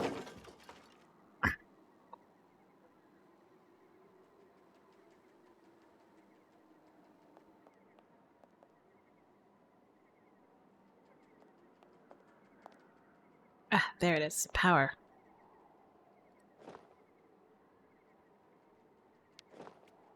This butter knife has been us with since the beginning. It's great.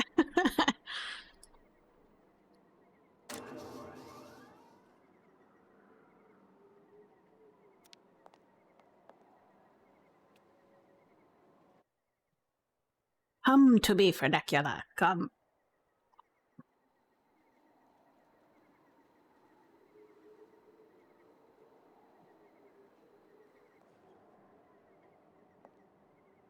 All right. Nope. How do I get out of the... Let's go. Time to get out of here. Up the mountainside.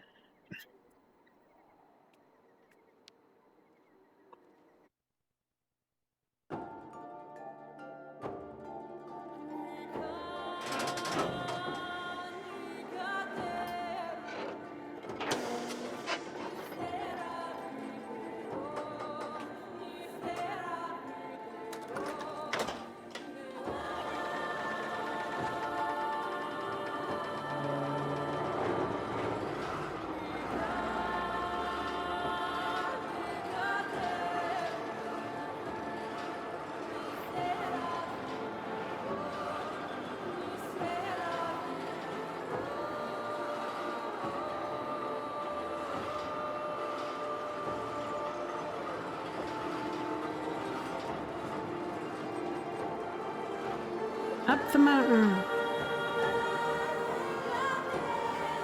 That's a pretty epic song for funicular riding.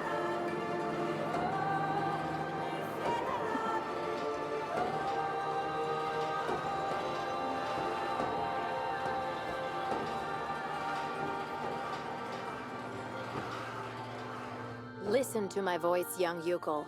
Listen to the voice of a very dear friend. Kirk, you are the guide of your people. He who shows his Yukol brothers the path of modernity and progress. These archaic migrations that you persist in perpetuating are now but ridiculous reflexes. You must take your people back where they came from and have them settle down. Build real houses, schools, and factories. The nomadic life will no longer be possible in the world of tomorrow.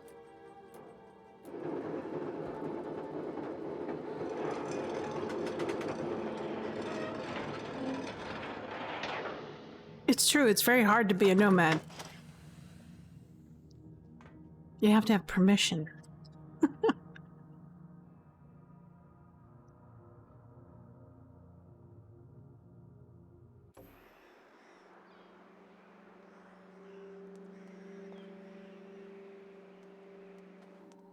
So to cross countries, you need visas, a passport, and when you travel within one country, you can't cross over across public land, else you'll be labeled as a trespasser. So you have to travel on common ground.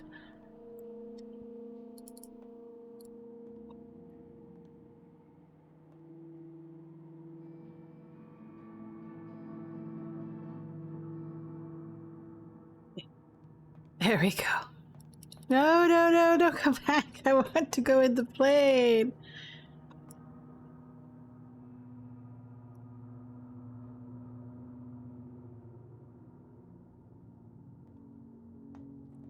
There we go.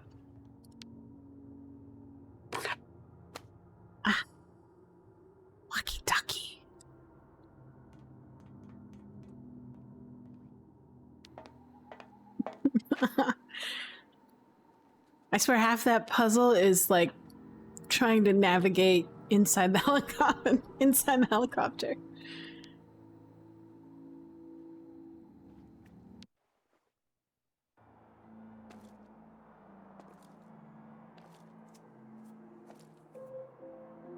God, those guys look like badasses. They're so badass they wear their sunglasses indoors and at night. Wow. If the American comes, Colonel? If she's actually mad enough to try and save her nomad friend, neutralize her without violence. We must send her to American justice in one piece, if possible. And the young nomad? Olga Efimova is on it. I've met a lot of people in my life as a soldier, Colonel. I've seen things. And, Sergeant? Dr. Efimova gives me the shivers. Indeed, me too, soldier. Me too.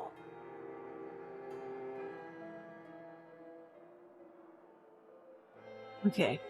Where is it? There it is.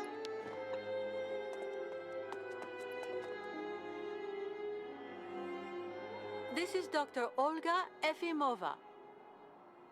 Come in. Over.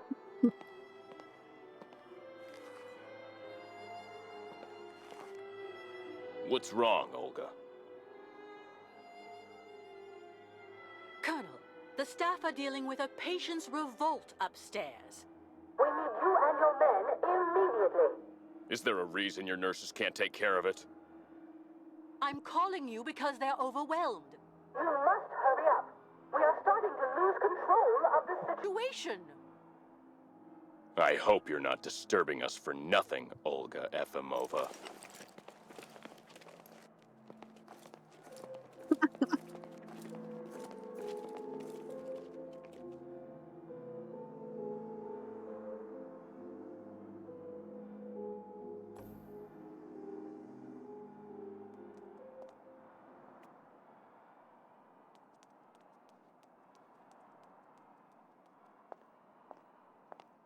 Miss Walker, come quickly.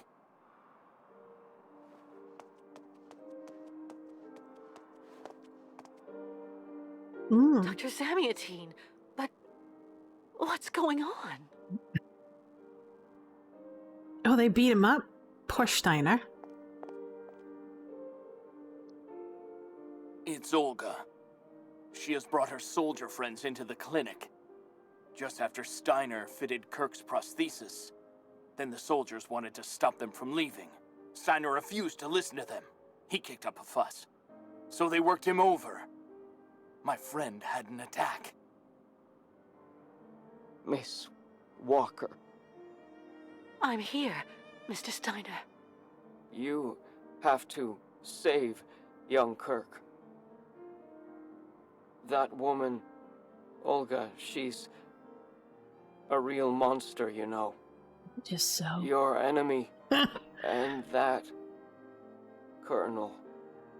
Protect the Yukols from those criminals. Make sure they get to their destination. You can count on me, Mr. Steiner.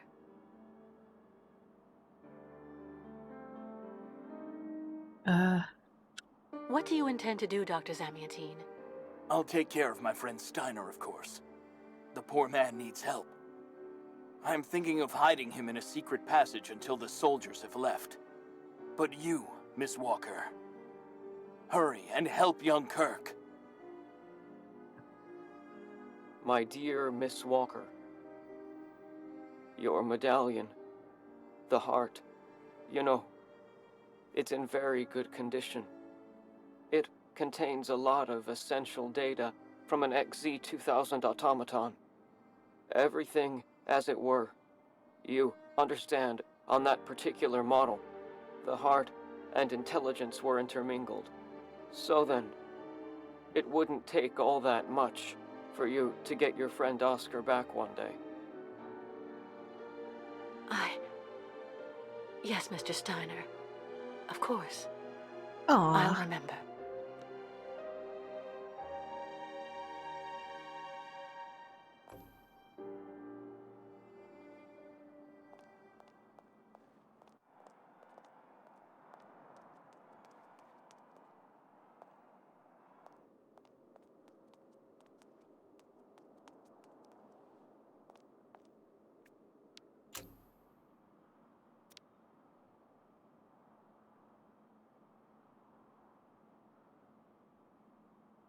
think I need something, so I'm gonna go to the desk and check it out.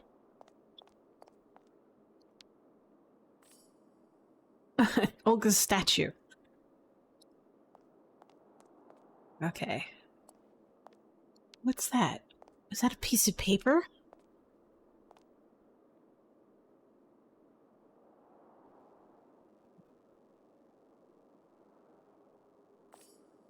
Aha! Let's take a look. J.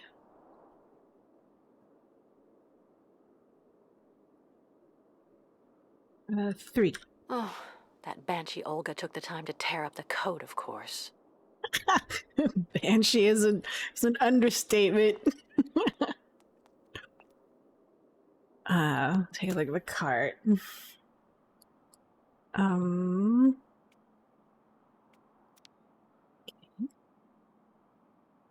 Back? What do I got? This? Paperclip. That'll be handy. Kirk?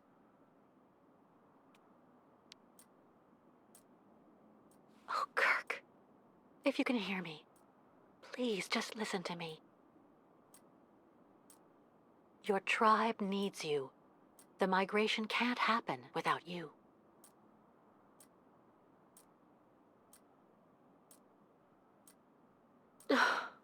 It's hopeless.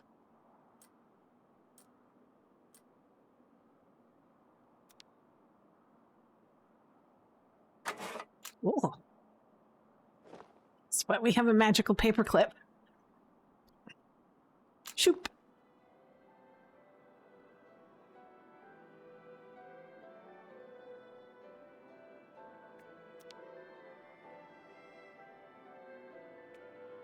No point drugging Kirk even more. Another one of Olga's neuroleptics. Who knows how much she injected?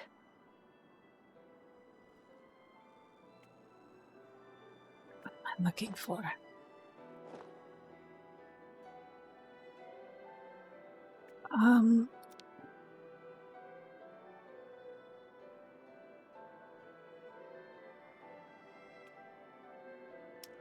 Ah, there we go.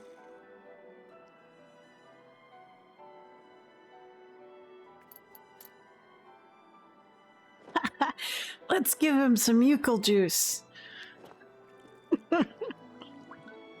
It's good stuff, don't you know?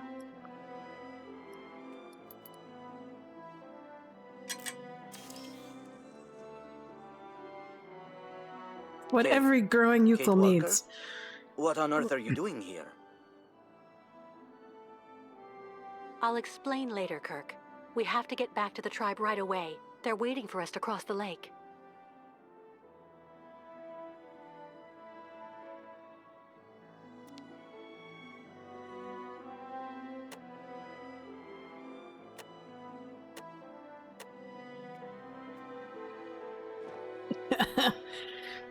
Let's go the violent route. Smush.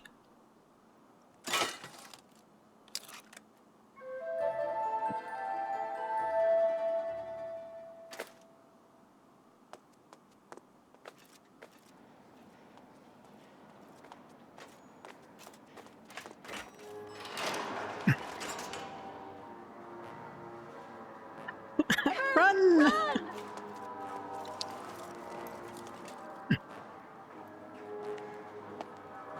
Get them.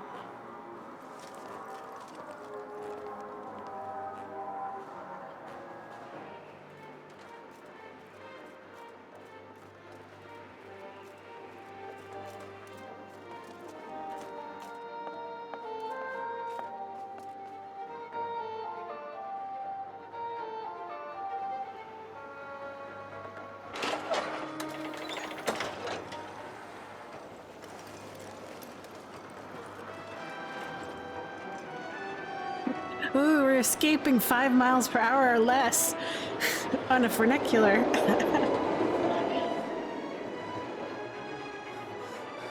Thank you for coming back for me, Kate Walker. Did you see how fast I can run on my new leg? Yes, Simon Steiner is definitely a genius craftsman.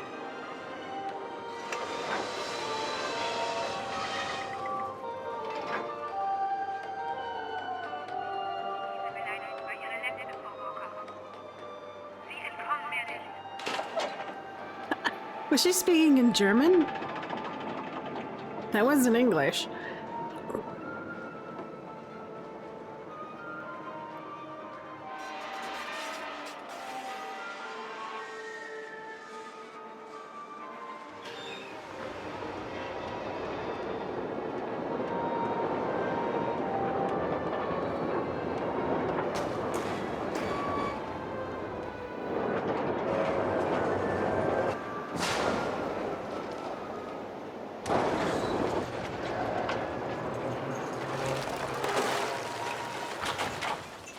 Rip funicular.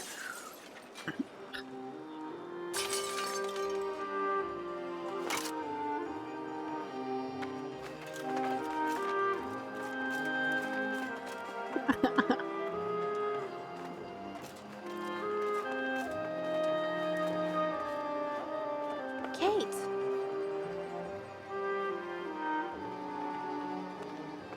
Grandfather, did you find him? Isn't he with you now? Your grandfather had another attack, I'm afraid. But Dr. Zamiatine stabilized him and is looking after him. He's got a good chance of making it this time, too. Okay. Kate Walker, we have to go. I have to go, Sarah. Thanks for everything you and your grandfather have done for us.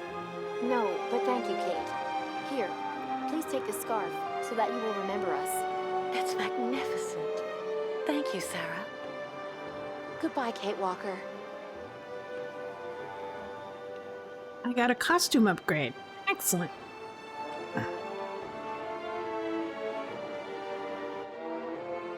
Oh, she's scary. You have underestimated that woman, Dr. Olga Efimova. Doubtless.